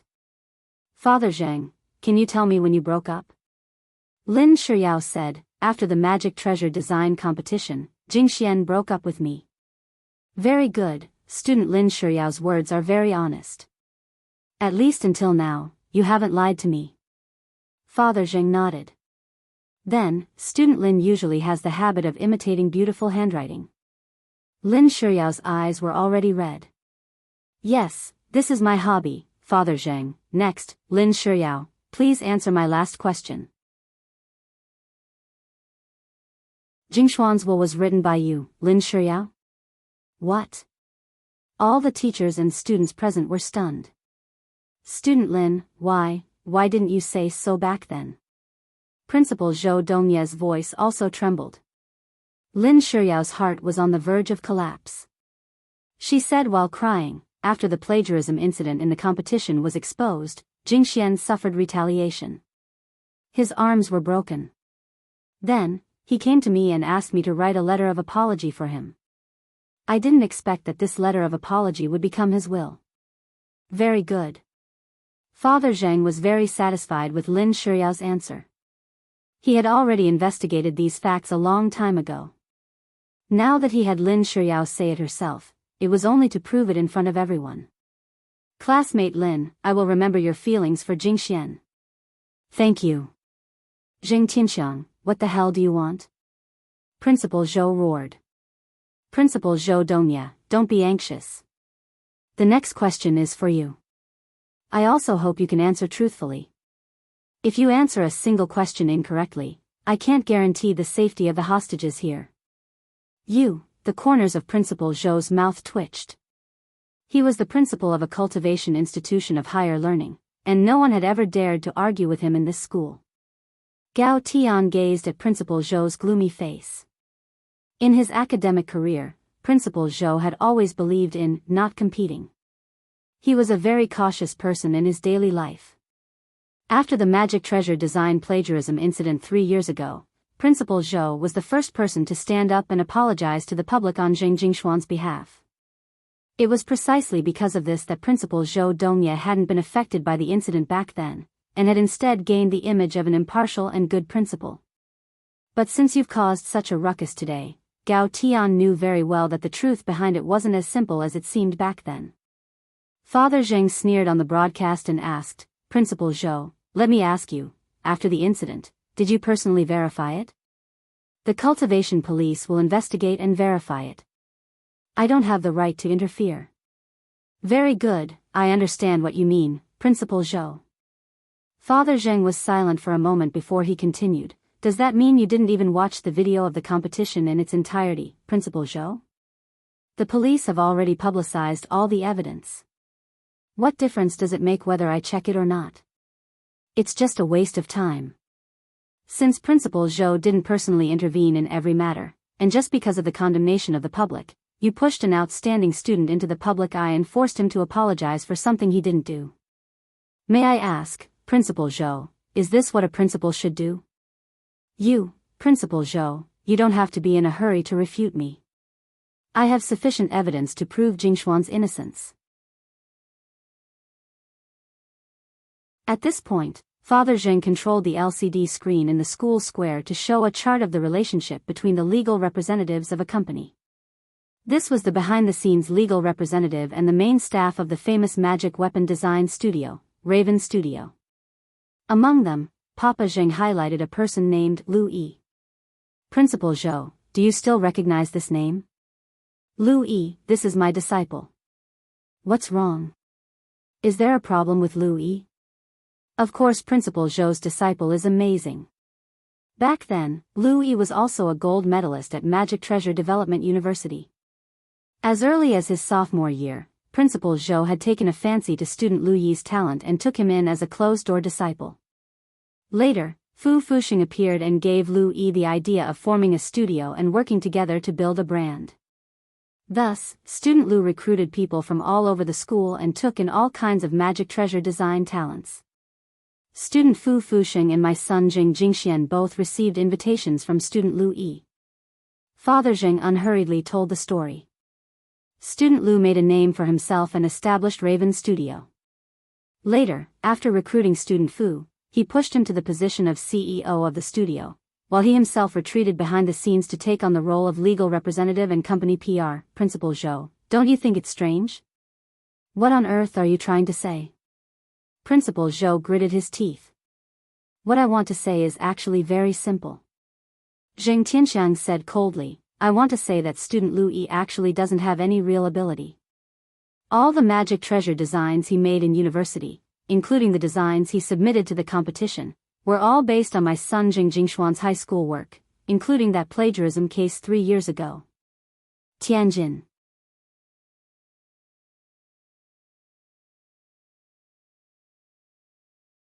Chapter 1039. Zheng Tianxiang's words caused an uproar among the teachers and students. The truth was that there were far more shady dealings in the design industry than this. Perhaps this was just the tip of the iceberg, but because of the irrefutable evidence from 3 years ago, no one dared imagine what kind of impact this iron-faced principal of Magic Treasure Development University would have if this case had been successful. Therefore, most people were like Principal Zhou Dongye. Most of them didn't believe it. It had been 3 years since the incident, and Raven Studio was no longer the small studio it used to be. Raven Studio now enjoyed a global reputation and was about to go public. If this scandal was exposed at this time, it was likely that they would never be able to make a comeback.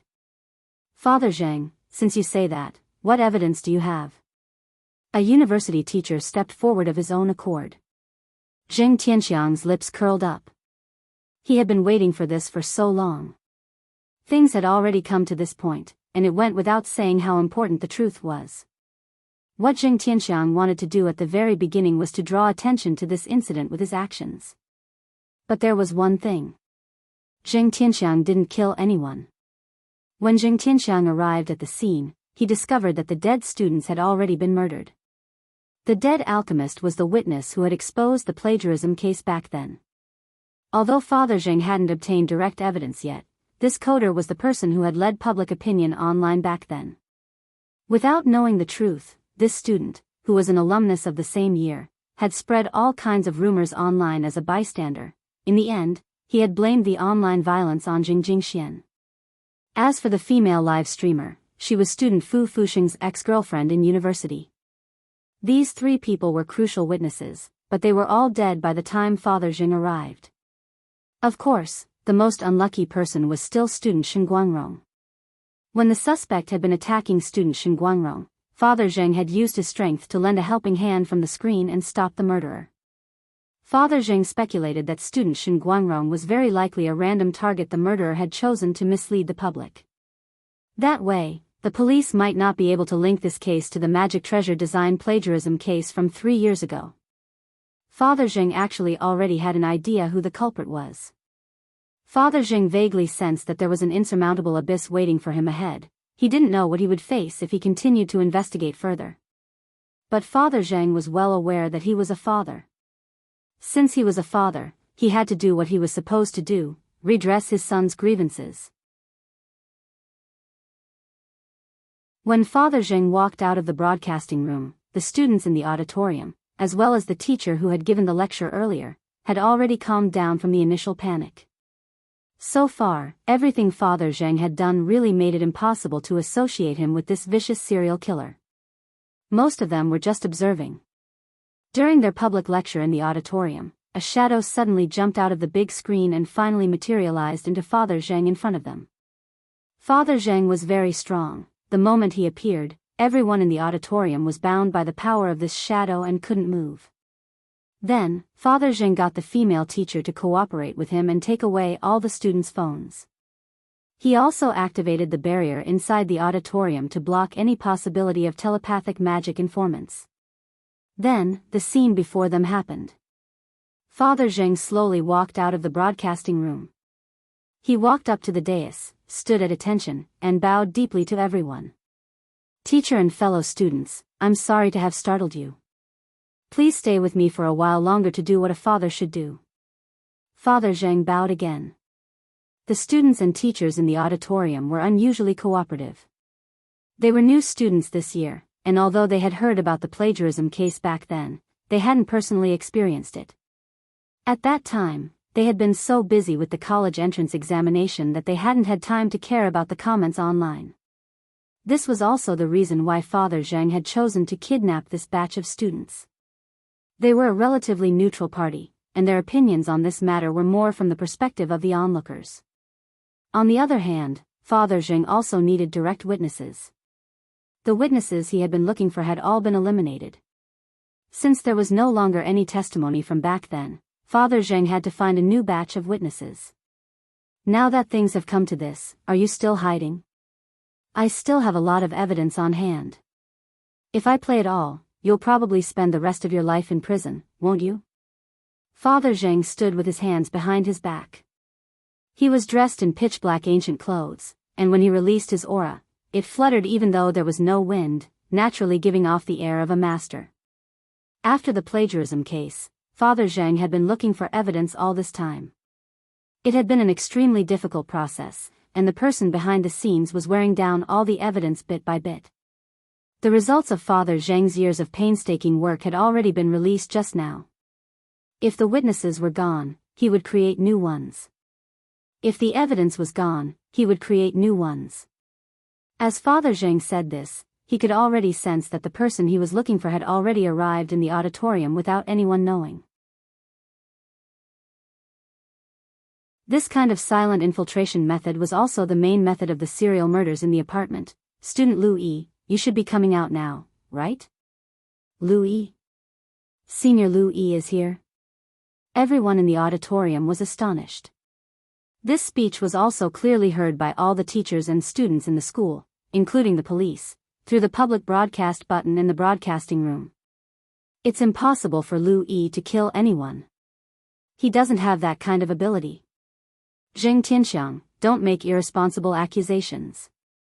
Principal Zhou Dongye stood up with an extremely agitated expression. "Principal Zhou, what proof do you have?" Gao Tian looked askance at him. Lu Yi. Lu Yi.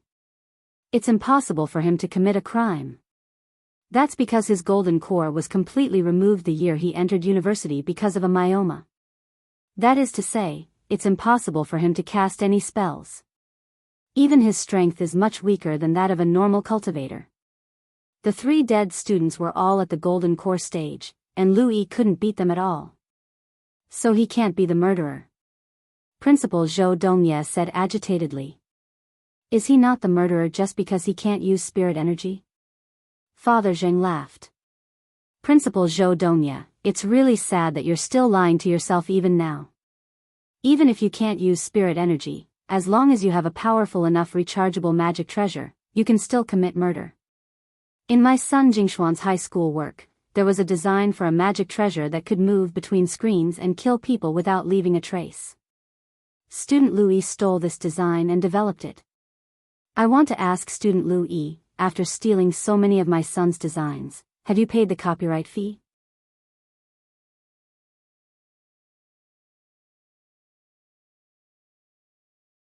Chapter 1040.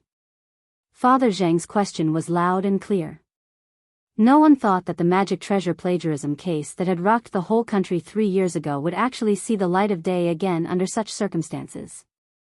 Father Zheng had hijacked a university student in a small auditorium, and this case had attracted even more attention through a live online broadcast.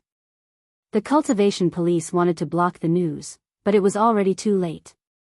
Relying on his own power, Daoist Guang had spread the news all over the world, and it had become a matter that the whole world was paying attention to.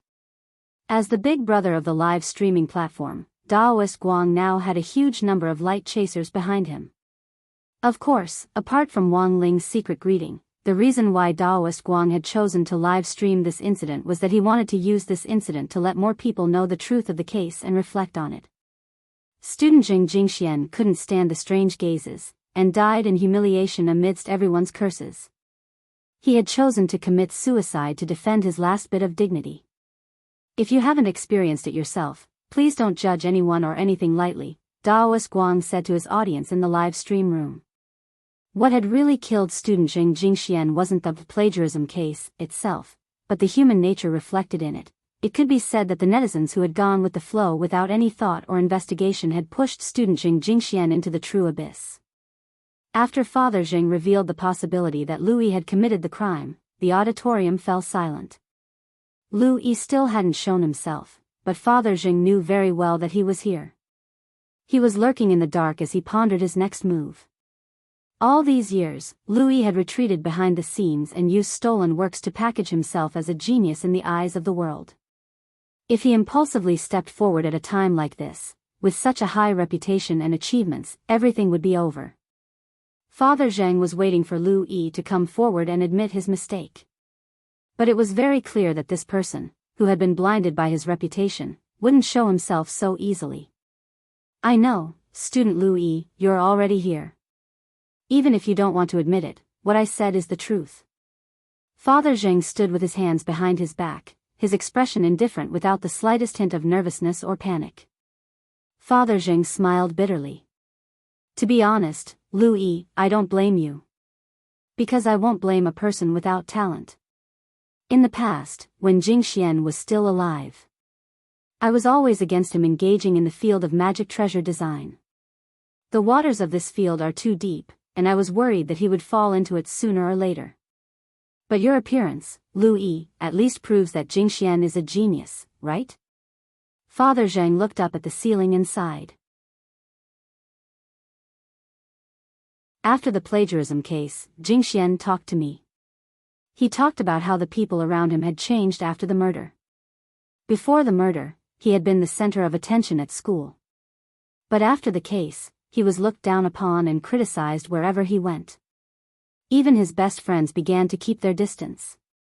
I don't know how the students who watched Jing Xian fall into the abyss step by step and didn't lend a helping hand will feel now that you're paying attention to this case again. It was your violence and the irresponsible public opinion on the internet that completely sent Jing Xian into the abyss. Everyone fell silent. Principal Zhou Dongya's expression was even uglier. Cold violence was also a form of school violence, and as principal, he couldn't shirk his responsibility. At the same time, Principal Zhou felt a little afraid. He was afraid that the truth back then would really be reversed.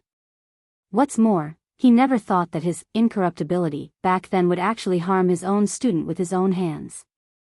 Principal Zhou knelt on the ground in vexation. Father Zhang's words had already broken down his psychological defenses bit by bit. But this wasn't the result Father Zhang wanted to see. Classmate Lu Yi, I'm waiting for you right here. If you still have a little conscience, please step forward.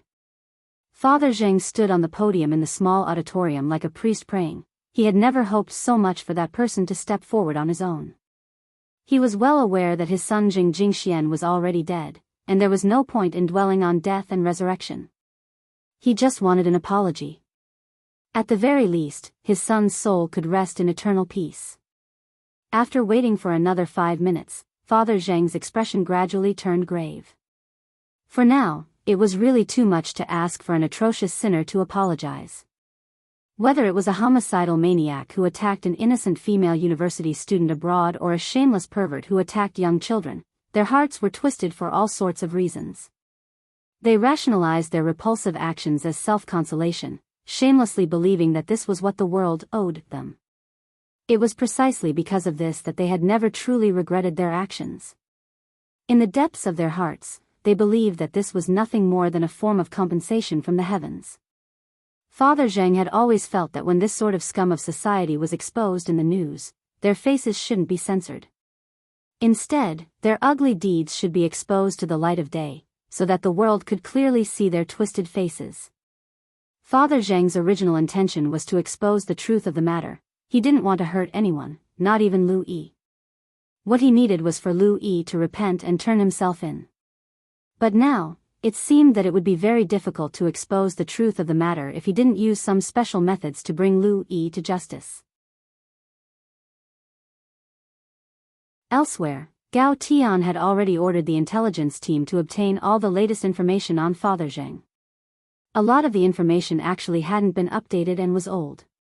That was because Father Zhang had disappeared after Jing Jingshuan's death, and had lost contact with his family for a time. He had been listed as a missing person as early as 2 years ago. But for Gao Tian, this was still helpful. At the very least, he could gain a more comprehensive understanding of Father Zhang. What's new? Little Silver asked on the side. There's nothing special about it. Gao Tian checked Jing Tianxiang's information. Father Zhang was a local resident of Songhai City who had grown up in the city and even studied at university there. There didn't seem to be any problems with this information, but when he read the column for realm registration, Gao Tian frowned deeply. Golden Core Stage? Gao Tian sensed something suspicious. Judging from his aura, Father Zhang's realm was at least at the nascent soul stage. In 3 years, if he wasn't a descendant of profound Saint Tyrannical Song, could his realm advance so quickly?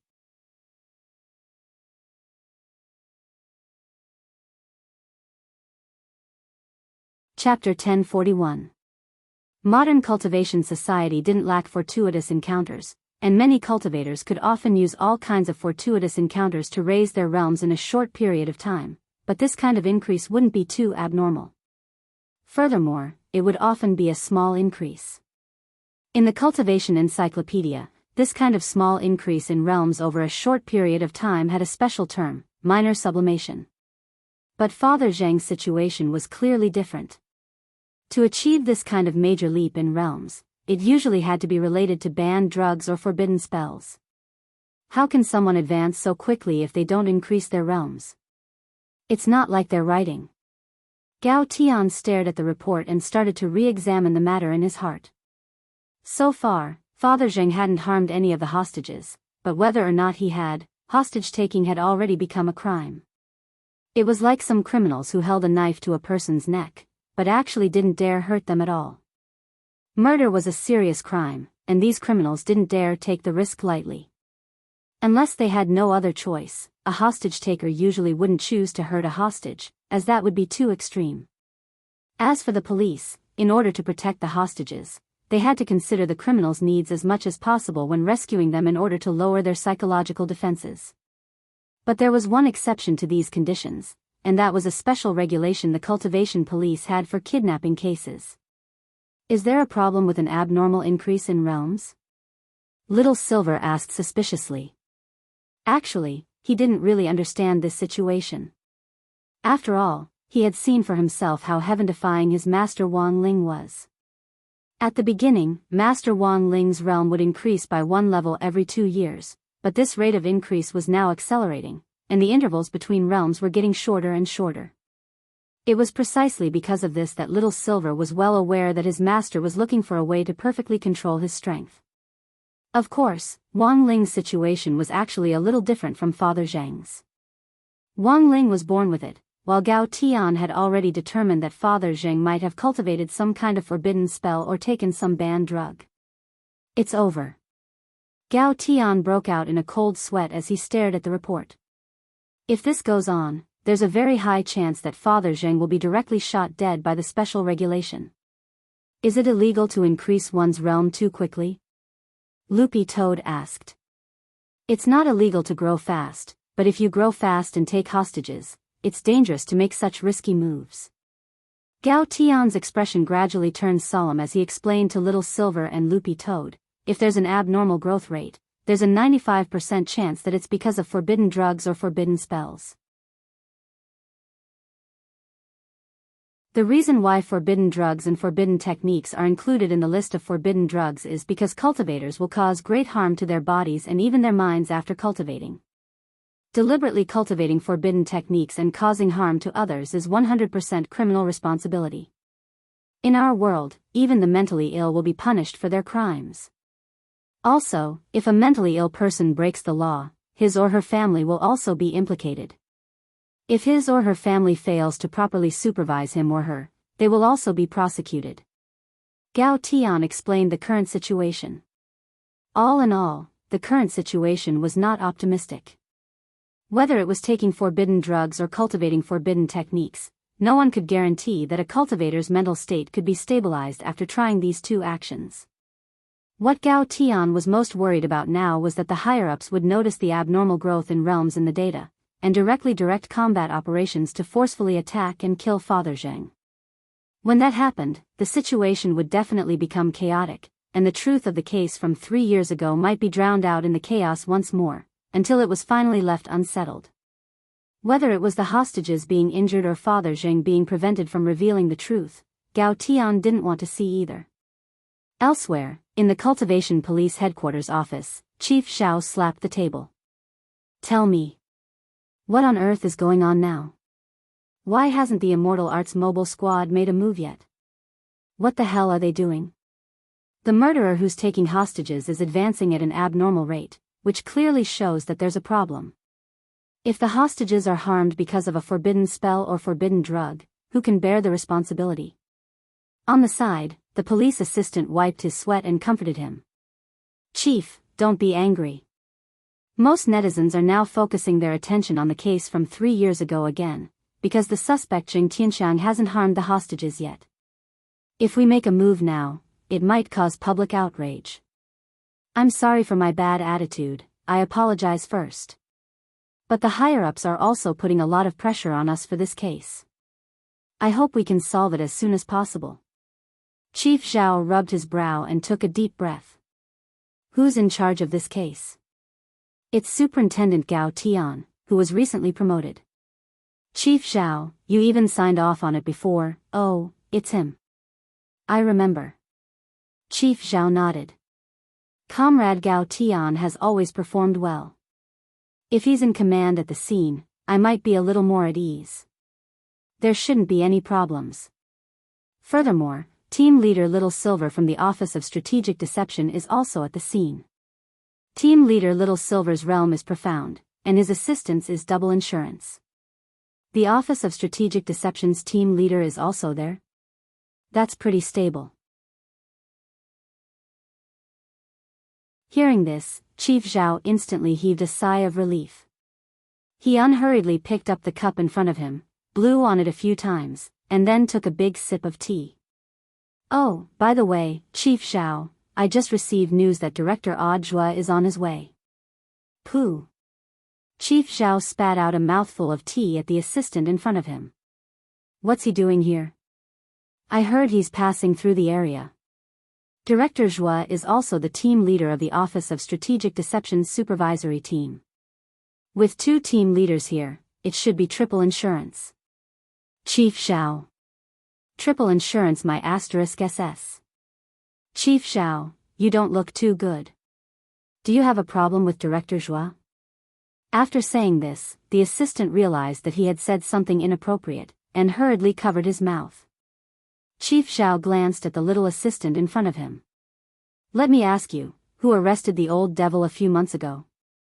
"Director Zhua, what about the Immortal Mansion case?" "Director Zhua, what about the Evil Sword God case?" Or Director Zhua, Zhen, I've been in this position for quite a few years. I'm just short of a big commendation, and I might be able to move up again. This Zhua isn't from our police station, but in the end, he gets all the credit every time." Chief Zhao touched his heart, feeling very aggrieved. "Then Chief Zhao means, inform the Immortal Arts mobile squad to send 1/10 of our men to keep an eye on Zhua. Remember, after he's finished watching the scene, urge him to leave as soon as possible." "All right, Chief Zhao."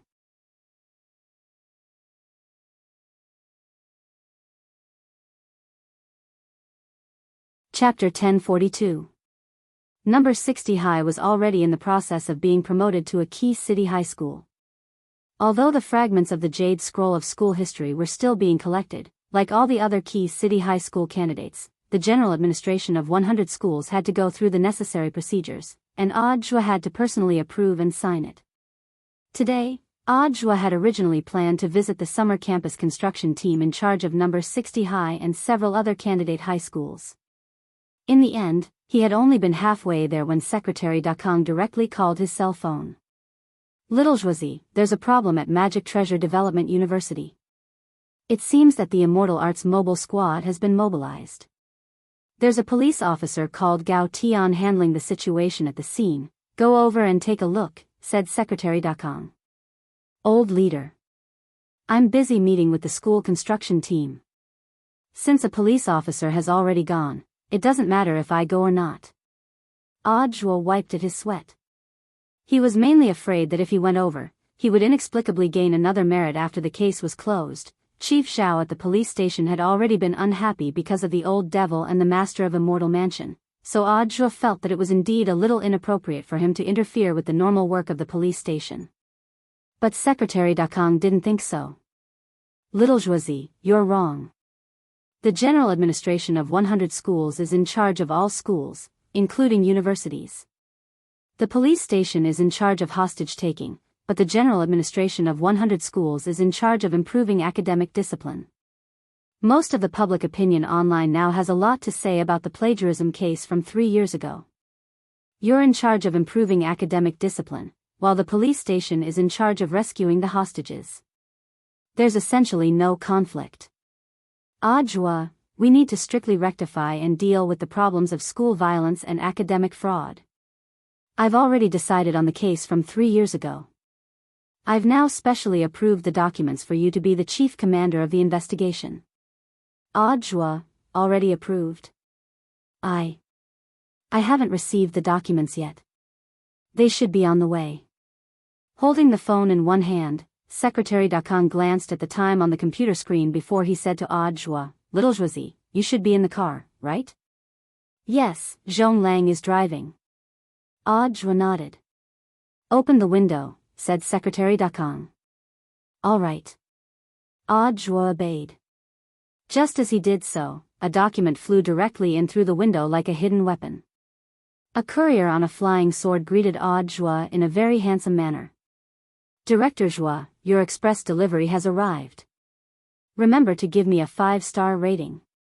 Secretary Dakong, Immortal Tong Express, mission accomplished. Very reliable.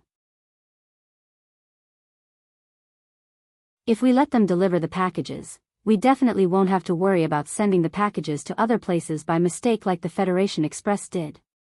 Audiobook, alright, that's all I've said. We have to take care of both the school's atmosphere and the students' minds. I know that Little Josie has been very busy recently. You've been busy with the construction of the key high school in the city, and you've also been busy going to a few Golden Core universities to understand the situation. Things like finding 3 study partners to accompany foreign students must be dealt with seriously. Yes. Audiobook nodded solemnly. Our country has been on the road from poverty to prosperity, and we have long been used to seeing the world as equals. Many special treatments have disappeared, and more equal treatment has been born. Isn't it a pleasure to have friends coming from afar? Being neither servile nor overbearing is the best form of respect. Excerpt from People's Daily, Secretary Dakong sighed emotionally. It's not easy to correct the unhealthy atmosphere in schools, but as long as there are outstanding cadres like you, I believe that we can definitely guide these schools to establish a new style. When you're done with your work, I'll personally give you permission to take a vacation. Yes, leader. I guarantee I'll complete the task. Audiobook nodded. The old secretary's heartfelt words were well-reasoned and convincing, and Audiobook was already unable to decline the task in front of him. In fact, he had already been paying attention to the Magic Treasure Development University incident in the car, and had been planning to check it out after work was done.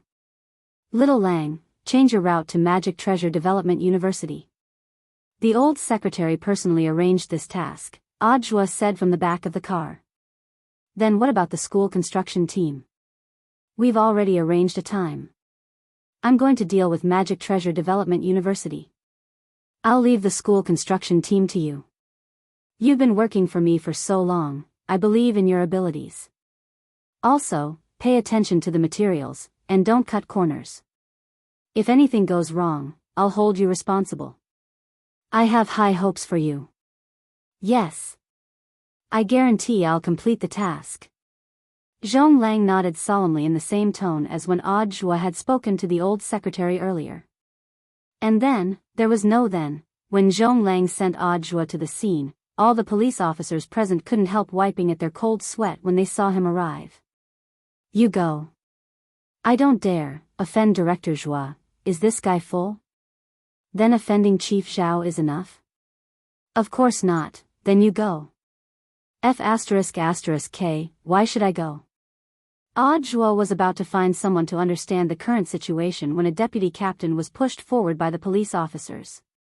Director Zhua, this is a hostage situation. If you always come to inspect our work, we welcome you. But please don't interfere too much.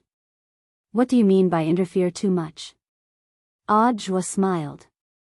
Let me ask you, where did this hostage situation take place? University. Then what kind of place does our general administration of 100 schools care about? The deputy captain, all right, I won't steal your job. Audiobook patted the deputy captain on the shoulder. Deputy Captain Liu, don't be nervous. Rescuing the hostages is your job, while my job is to investigate the case from 3 years ago, so there's essentially no conflict between our jobs.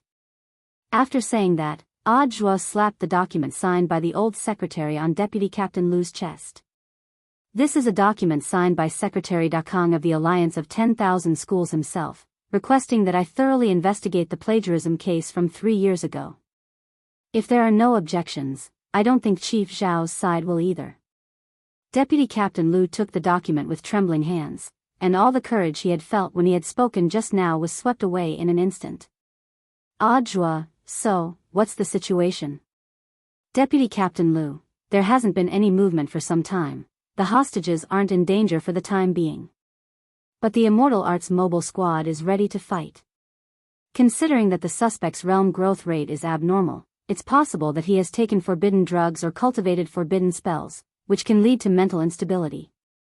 Then has he provided any new evidence for the case from 3 years ago? Not for the time being. Then what about Liu Yi, who was mentioned earlier? If Zheng Tianxiang is making irresponsible accusations, shouldn't he refute it? We've already sent someone to look for him, Deputy Captain Liu replied. At that moment, a police officer ran over anxiously.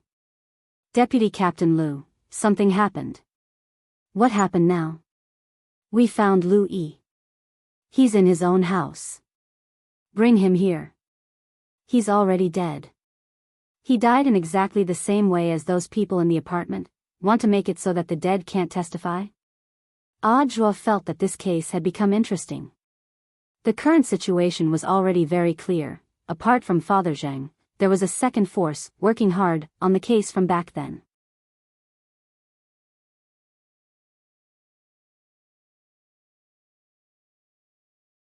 Chapter 1043.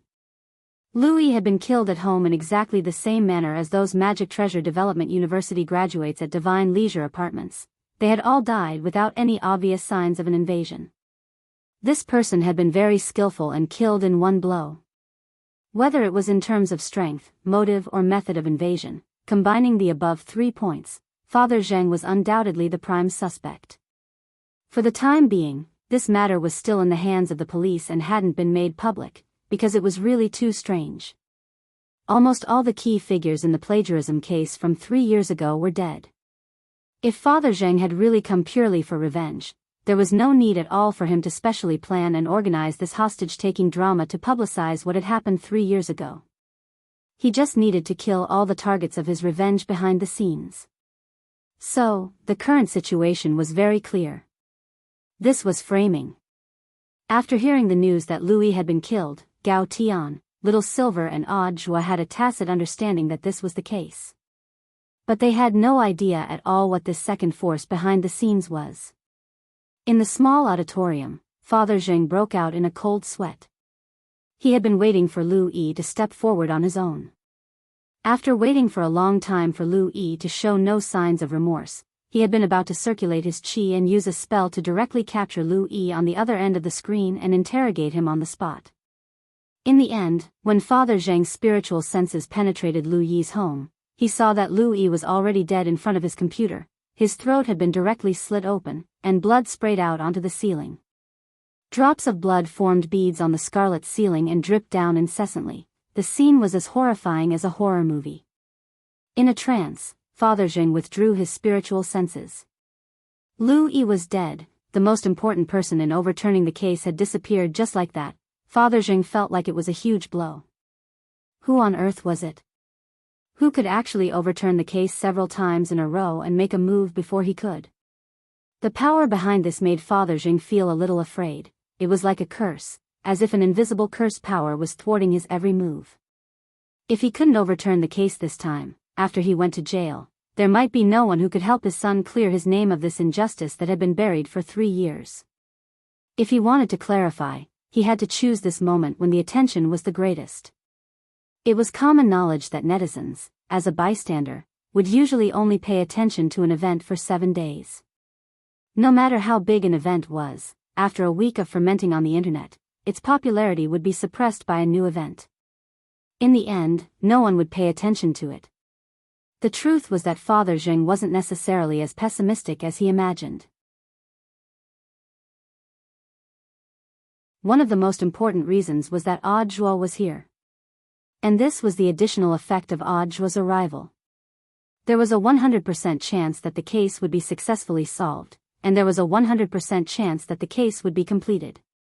Father Zheng made the whole country aware of this matter, and even more people started to pay attention to the truth behind the plagiarism case from 3 years ago. Naturally, there was no lack of students among this sea of onlookers, whether it was number 60 High's class group chat or the private, Happy Study, group chat. Their screens had already been flooded by the incident at Magic Treasure Development University. In the group chat, Super Chen had been depressed for the last 2 days because he had run into Old Pan when he went out to copy homework, but the incident at Magic Treasure Development University eased his gloominess a little. Scientific research showed that when people ate melons, or in layman's terms, gossiping, their brains would secrete a hormone called dopamine, which made them feel happy and happy. The effect was similar to eating candy. That was to say, gossiping and eating candy could both make people happy. As the saying went, if it didn't concern you, don't worry about it. Why were onlookers called onlookers? Because melons were sweet. And the sweet one could make people happy. I think this Senior Zhang's injustice is definitely true. Super Chen's words in the group chat were astonishing. It was fine for the others to see this, but Wang Ling couldn't help trembling in his heart. This time, he had to believe it even if he didn't want to. Super Chen's blessed mouth wasn't something he was born with, but something he had developed. After exploring Super Chen's memories the last time, Wang Ling had a whole new understanding of this monstrous mouth. The key is the witness, which is gone now. Dopigua sighed. Isn't there still Lu Yi? This Father Zheng hijacked the entire auditorium to threaten Lu Yi to come out. As long as Lu Yi is willing to come out, everything will be fine. Unless Lu Yi is dead, Super Chen continued. Wang Ling, Dopigua, he's really dead. Super Chen, what the hell? I was just saying, don't joke around. Dopigua, he's really dead. An uncle of mine at the police station told me that Lu Yi died very miserably, and his death was exactly the same as that of the graduates from Divine Leisure Apartments. Now, the police's biggest suspect is Father Zheng. Because almost all the evidence and the motive point to him. Wang Ling was stupefied. Super Chen's mouth and Dopigua's uncle, these two could totally open a detective agency together. If they had been born a few decades earlier, Detective Conan probably wouldn't have been involved. This is going to be difficult. Just now, I saw a lot of netizens analyze this Lu Yi as the key figure. If Father Zheng wants to overturn the case, he'll have to rely on Lu Yi. Whether Lu Yi is willing to tell the truth or not, at the very least, he has to be alive. Little Peanut sent a message in the group. As for that classmate Fu Fusheng, he was completely in the dark, and was manipulated by Lu Yi from the start. In the end, the mastermind is dead, and the current situation is that there's no evidence. Not necessarily. Superchin suddenly said, I'm thinking of a possibility. What possibility? 3 years ago, there might have been other witnesses. Including when Louis died, there might have been other witnesses, Superchin said. Wang Ling sent several question marks. First of all, I want to say that when I say witness, I'm not talking about people. For an apartment as old as Divine Leisure Apartments, there are bound to be cockroaches and ants, right?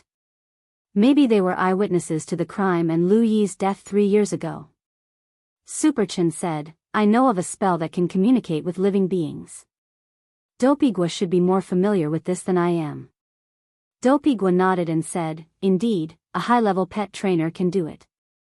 Maybe we can ask teacher Wei Ji to help, there might really be hope. But the problem is, how do we find cockroaches and ants? You'll have to ask number 59 High School's professional pest elimination team about this.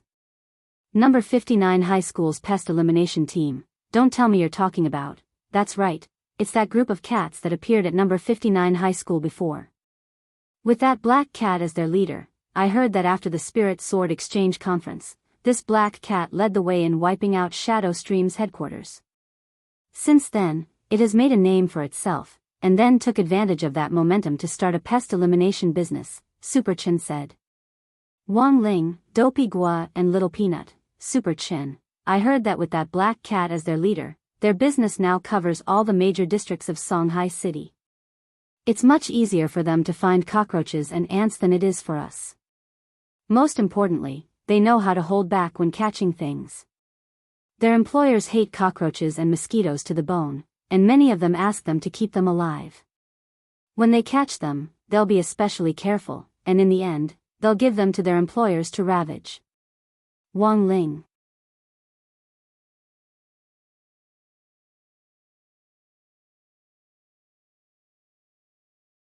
Chapter 1044.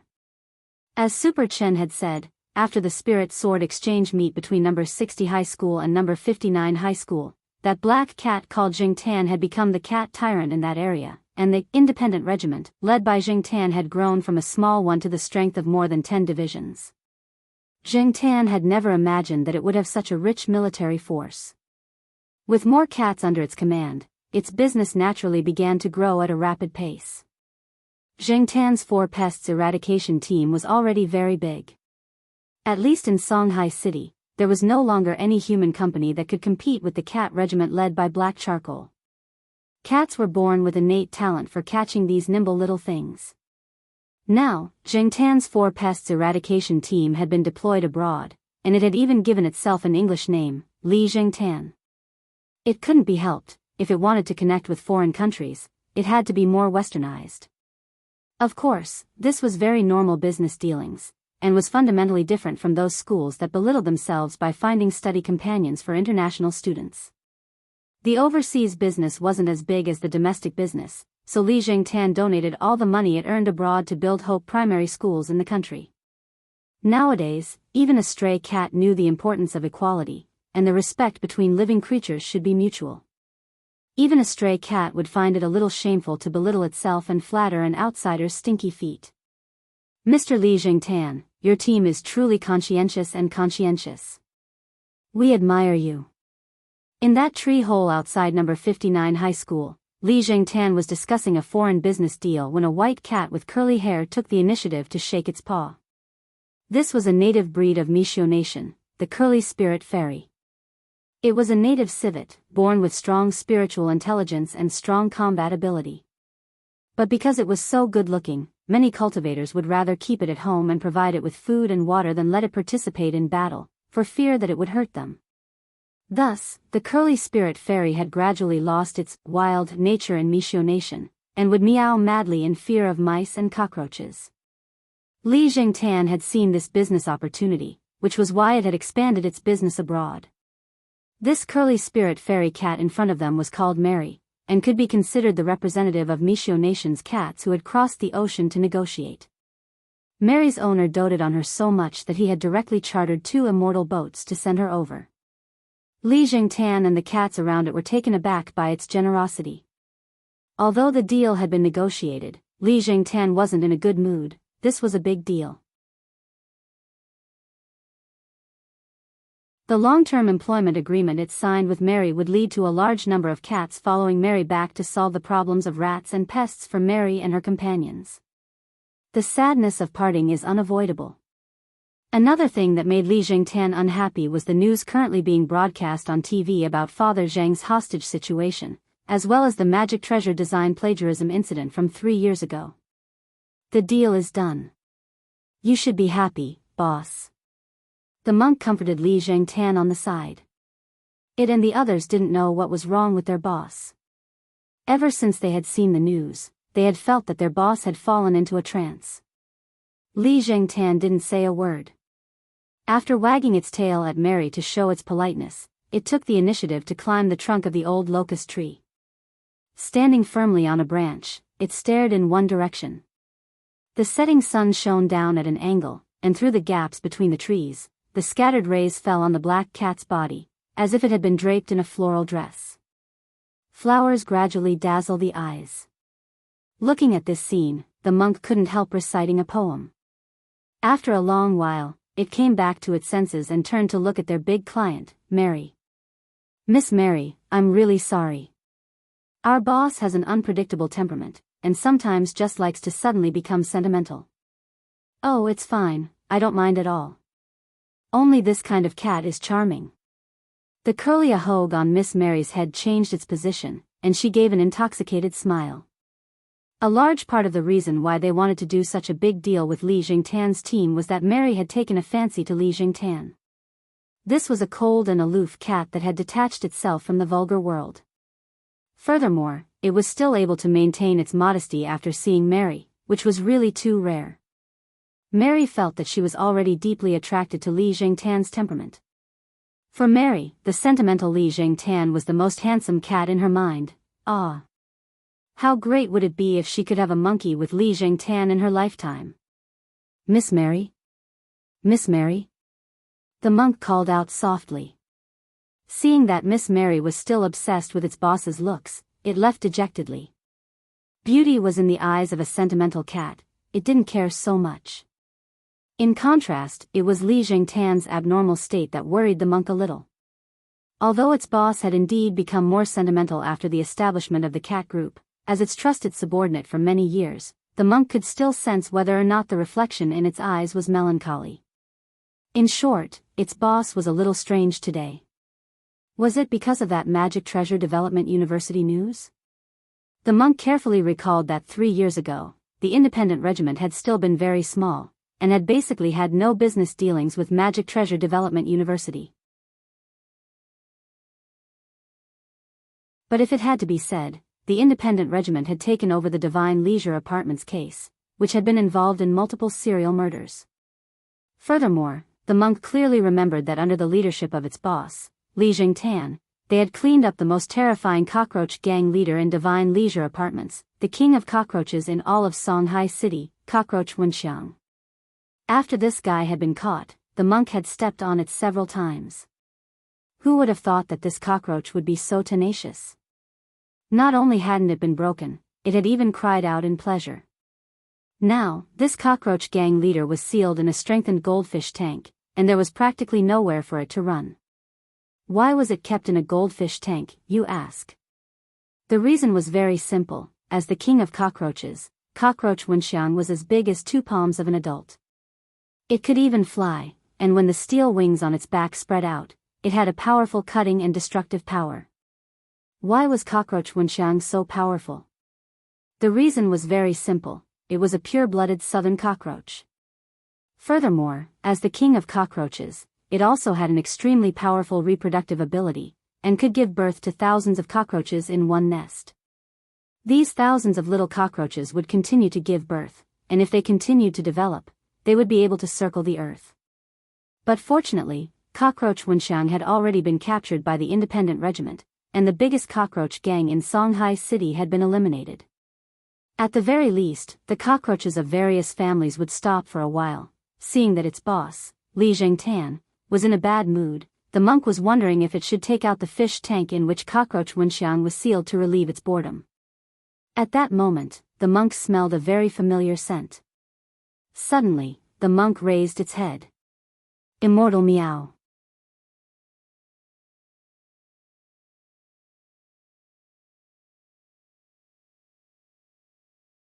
Chapter 1045. It could be said that the war between the cockroaches and the cat groups had started before the independent regiment had even been established. This was a global underground dispute, just like the feud between cultivators and the demon race and the devil race, which had lasted for 1,000 years.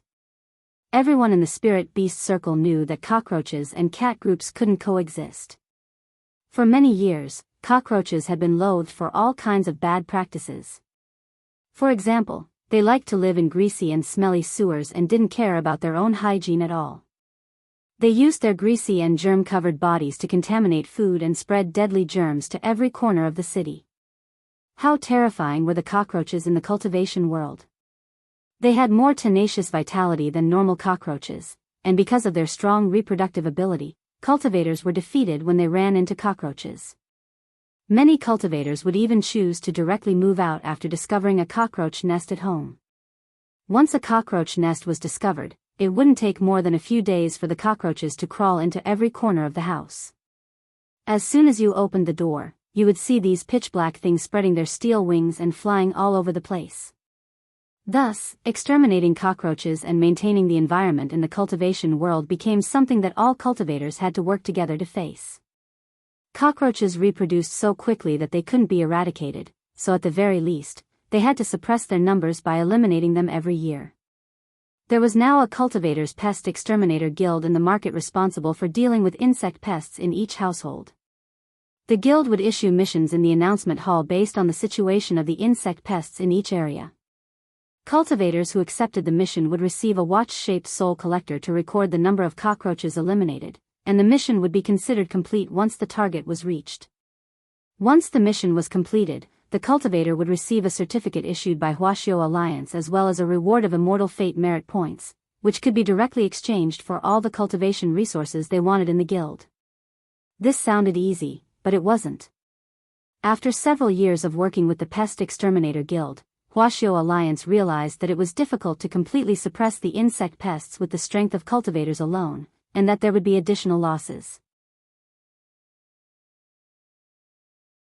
The main reason was that such a large area of pests would make many cultivators who went on missions choose to directly use their ultimate skills to kill the pests, and some even used sacred artifacts to kill the cockroaches. In the end, a lot of cockroaches were killed, but with the extinction of the cockroaches, the buildings would also be greatly damaged at the same time. Therefore, this kind of behavior was not worth it. After some consideration, Huashio Alliance decided to use some local spirit beasts to help clear out the pests, and the effect of this initiative was surprisingly good. A large part of the reason why the independent regiment was able to develop now was because of Huashio Alliance's support. Not only did Li Zhengtan lead the cats to protect the environment, it had also found a way for its cat regiment to survive and develop. Of course, apart from Huashio Alliance's support, another very important reason for its current scale was that Li Jingtan had personally captured Chonggang's boss, Cockroach Wenxiang. Just as Tyrant had said, this was a giant cockroach the size of 2 adult palms when caught. However, in reality, this was not the complete form of Cockroach Wenxiang. In order to catch it, Li Jingtan had put in a lot of effort. When it had caught Cockroach Wenxiang, this guy had shrunk into a corner and hadn't moved at all. Li Jingtan had calculated when Cockroach Wenxiang was going to evolve and shed its skin, and had ordered the nearby cats to swarm over and take down the weakened Cockroach Wenxiang in one fell swoop. And then, there was no and then. Cockroach Wenxiang was now imprisoned in a glass fish tank and couldn't get out at all. After being caught, Li Jingtan had straightaway executed the water torture on Cockroach Wenxiang. Of course, it was impossible to directly drown Cockroach Wenxiang in water. This guy was the king of cockroaches, and it went without saying how tenacious it was. Even if it was soaked in wine, it would still be alive and well. Thus, Li Zhengtan had hit the nail on the head, and mixed birth control pills into contraceptive water, and soaked Cockroach Wenxiang in it for 7 days and 7 nights, directly sterilizing it. After learning that it was infertile, Cockroach Wenxiang was filled with righteous indignation. "You're going too far. Go too far, Harry Ball. The country only allowed for a second child, and you've already given birth to hundreds of millions of children. Aren't you ashamed?" Back then, Li Jingtan's retort had directly dumbfounded Cockroach Wenxiang. Cockroach Wenxiang had tenacious vitality. Considering that it couldn't be directly eliminated, Li Jingtan had decided to simply raise it and use it to control the emperor. As long as Cockroach Wenxiang was in its hands, the nearby cockroaches would calm down a little. Most importantly, Li Jingtan could even use Cockroach Wenxiang as bait to draw out an endless stream of nearby cockroaches, and the cat regiment would just have to wait for them. After seeing the news about Magic Treasure Development University, Li Jingtan's mood inexplicably fluctuated. After feeling melancholy for a while on a branch, it then went over to the goldfish tank and stared at Cockroach Wenxiang with its bright eyes. Cockroach Wenxiang didn't care at all. It knew that Li Jingtan couldn't kill it, and it was very happy in its heart. You found a way to kill me? You can't kill me. At best, your realm is only at the peak late foundation establishment stage. I was hit by a soul formation cultivator's palm before, and the other side thought that I had already been smashed into powder. God knows that I'm still alive. I know. Li Jingtan interrupted Cockroach Wenxiang's torrent of words. The latter only wanted to remind it not to waste its energy, and Li Jingtan was naturally well aware of this. I'm here to negotiate with you. If you can agree to my request, I can even let you go, Li Jingtan said to Cockroach Wenxiang while playing the piano. You want to let me go? Cockroach Wenxiang didn't dare believe it. Its mouthparts opened and closed, and the two antennae on its head trembled slightly at these words. Provided that you can do what I want, Li Jingtan said. Tell me. Cockroach Wenxiang's antennae swayed swiftly like two windshield wipers. It had this special habit when it was thinking about a problem. You may have already heard about a serial murder case. I know that you have subordinates in all the places where humans live, so can you find witnesses? Li Jingtan didn't beat around the bush and asked directly. Humans view us as bedbugs and want to exterminate us. Why should we testify against them? Cockroach Wenxiang laughed. Every living creature has the right to live, and you are no exception. But your mistake was overbreeding. This will cause trouble for other living creatures, which is why you have to be exterminated. If you can find suitable witnesses, perhaps this will be a good opportunity to improve, Li Jingtan analyzed very seriously. Cockroach Wenxiang thought for a while. Finally, it agreed to the request. I can help you look, but you have to satisfy one of my requests. What is it? The food you've been feeding me these last 2 days is too lousy. I want to improve my diet. Then what do you want to eat? There's a villa in the eastern suburbs whose owner is a crispy noodle snack lover. I want to eat his crispy noodle snacks. I don't need the whole package, just the leftovers will do. Find someone to look for plastic wrappers at a nearby garbage station, even if there's just a little crumb. As Cockroach Wenxiang spoke, it started to drool. When it had still been a small cockroach, it had relied on these bits and pieces every day to grow to its current size. The offspring it gave birth to were also several times larger than normal cockroaches. So, why had southern cockroaches been getting bigger and bigger in recent years? All of this started when he had fallen in love with crispy noodle snacks as a child.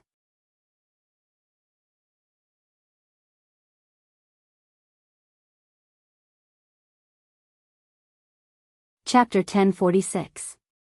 When all was said and done, the biggest reason why Cockroach Wenxiang and Cockroach Gang had been able to rise so quickly was because of Wang Ling's leftover crispy noodle snacks. What kind of divine object was the residue of an immortal king's crispy noodle snack? With just a little bit, a cockroach could grow to the size of a rabbit. Wang Ling knew this was his fault, so he took the initiative to take it. To be honest, if Super Chen and Dopigua hadn't mentioned using a cockroach as a witness, Wang Ling probably wouldn't have thought of this. A while ago, when the gang had been stirring up trouble, Wang Ling had wanted to personally deal with it. In the end, Li Jingtan's independent regiment had stepped forward to control the situation, so Wang Ling hadn't done it himself. Because if he made a move, all the cockroaches in the world would be destroyed in an instant. Since living things existed, there must be a reason for their existence. Even if cockroaches were pests, they were still a part of the food chain. As long as they could be controlled, there was no need to kill them. And now, the reason why he had reappeared here as Immortal Meow, which he hadn't used in a long time, was because he wanted Cockroach Wenxiang to use its actions to atone for its sins. So when Wang Ling showed up here, all the cats were extremely shocked. The monk was so excited that it couldn't speak. It fell to the ground on its butt and clutched its head with its paws, looking like it couldn't believe what had happened. Wang Ling's incarnation of Immortal Meow had always been a legend in the cat world, and every time it appeared, something big was bound to happen. All the cats couldn't help bowing their heads when they saw Wang Ling, and Li Jingtan was no exception. When Cockroach Wenxiang saw that even Li Jingtan had knelt down to worship Wang Ling, it was startled on the spot. So you're the boss behind these cats? Cockroach Wenxiang had previously suspected that Li Jingtan's cat setup alone wouldn't have been able to take down its strong gang. Now that Wang Ling had appeared, it instantly understood. Wang Ling stared at Cockroach Wenxiang and didn't speak. A voice rang out in Cockroach Wenxiang's mind. In order to demonstrate his authority as Immortal Meow, Wang Ling chose to ask Cockroach Wenxiang telepathically to testify in court. In the end, Cockroach Wenxiang's attitude was very firm. You can't change the conditions you promised me before. Otherwise, don't even think about making me appear in court. Anyway, you guys can't beat me to death, and I won't starve to death here. Why don't we compete to see who dies of exhaustion first? This kind of vile attitude made Wang Ling stifle his anger. In the end, this was a cockroach that had grown up eating the dregs of his crispy noodle snacks. Relying on its tenacious vitality, it had actually learned to act like a tyrant. Wang Ling felt that he had to teach Cockroach Wenxiang a lesson. In the next moment, he raised his cat paw and ordered Li Jingtan to release Cockroach Wenxiang from the fish tank. Cockroach Wenxiang was a little dazed. It didn't know what abilities this white cat that had suddenly appeared in front of it had, but since it was Li Jingtan's boss, its realm should be higher than Li Jingtan's, right? Golden core? Nascent soul? Cockroach Wenxiang estimated Wang Ling's realm, and felt that this white cat's level was about right. Although it couldn't tell exactly what breed it was, how high could a spirit beast's realm be? All the spirit beasts in the Pet Trainers Guild, Cockroach Wenxiang, had taken the initiative to provoke it, but none of them had been able to directly kill it. He was a cockroach that had taken a blow from a soul formation stage cultivator. What kind of storm had he not seen? Simply ridiculous. After being released from the goldfish tank, Cockroach Wenxiang breathed free air again. It stared at Wang Ling and crossed its legs, its attitude extremely arrogant. Tell me, how do you want to fight? Let me tell you, I'm an unkillable cockroach. All the cats, Li Jingtan started to cover its face with its paws. It had never seen anyone court death like this, but this was normal. Wang Ling's incarnation of Immortal Meow was nothing more than a legend in the cat world, and only old cats of Li Jingtan's generation knew about it. Newborn kittens had to listen to old cat stories to learn about Immortal Meow. And there were even fewer cats who had actually seen Immortal Meow. Thus, Li Jingtan's independent regiment was more like a cat regiment favored by Wang Ling. The cats in the independent regiment had already seen Wang Ling no less than 3 times, which was why many of them were willing to work for Li Jingtan. In many cat eyes, Li Jingtan was a cat favored by a god, and good things might happen if they followed this Commander Li. But as an authentic cockroach, Cockroach Wenxiang indeed couldn't understand this belief in the cat world.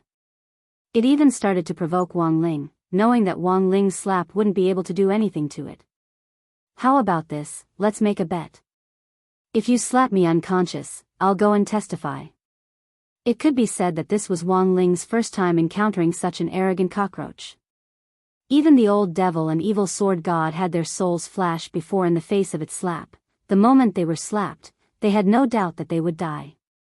But Cockroach Wenxiang actually thought that no matter how bad it was, it would at most be knocked unconscious. This kind of inexplicable self-confidence made Wang Ling unhappy. Of course, he couldn't slap Cockroach Wenxiang to death, because he still had to keep it alive to find a witness. But it was still possible to teach Cockroach Wenxiang a lesson. Wang Ling mustered all his strength and imbued his cat claws with primordial qi. Dark blue streams of air instantly emerged from his claws and rose into the air like colored steam. Spirit energy materialization. All the cats were horrified. It could only be said that Immortal Meow was in the end Immortal Meow. This was a sign that the spirit power in the body had reached its peak, which proved that the concentration of spirit energy was extremely high, which directly caused the spirit chi to materialize as steam when it was released. This was a sign of an expert. Because there were very few cultivators who could materialize spirit energy. Cockroach Wenxiang broke out in a cold sweat. It never thought that this white cat would indeed be different from all the spirit beasts it had seen before. Even a soul formation cultivator couldn't materialize spirit energy, unless this cat was true immortal level. A true immortal level cat? How was this possible? Cockroach Wenxiang was alarmed. If this was really the case, perhaps this Immortal Meow could be recorded in the Cultivation Encyclopedia as a historical record for research. How could there be such a fierce spirit beast in the world? Ready? Wang Ling opened his mouth in the next moment. This was the first time he had spoken as Immortal Meow. Before Cockroach Wenxiang could react, the claw, which had been accumulating power for a while, was already swatting at Cockroach Wenxiang. In that instant, there was a violent earthquake, and the area for hundreds of li around number 59 high school began to shake violently. Just as Wang Ling's paw was about to land on Cockroach Wenxiang's head, it had already fainted from fright. Then, Wang Ling withdrew his hand just in time. This earthquake had happened so suddenly that no one had expected it to happen. Songhai City was on the coast and not between the cracks in the Earth's crust, so earthquakes were very rare. This sudden earthquake had a magnitude of 12.0 and lasted for 2 seconds. Although it didn't cause any damage, Wang Ling's paw was eventually recorded by geologists in the Cultivation Encyclopedia, and human cultivators began to think about protecting the natural environment. You're tuning into the Dreamy Love Stories YouTube channel. Don't forget to subscribe and join us on this journey to catch the most captivating stories.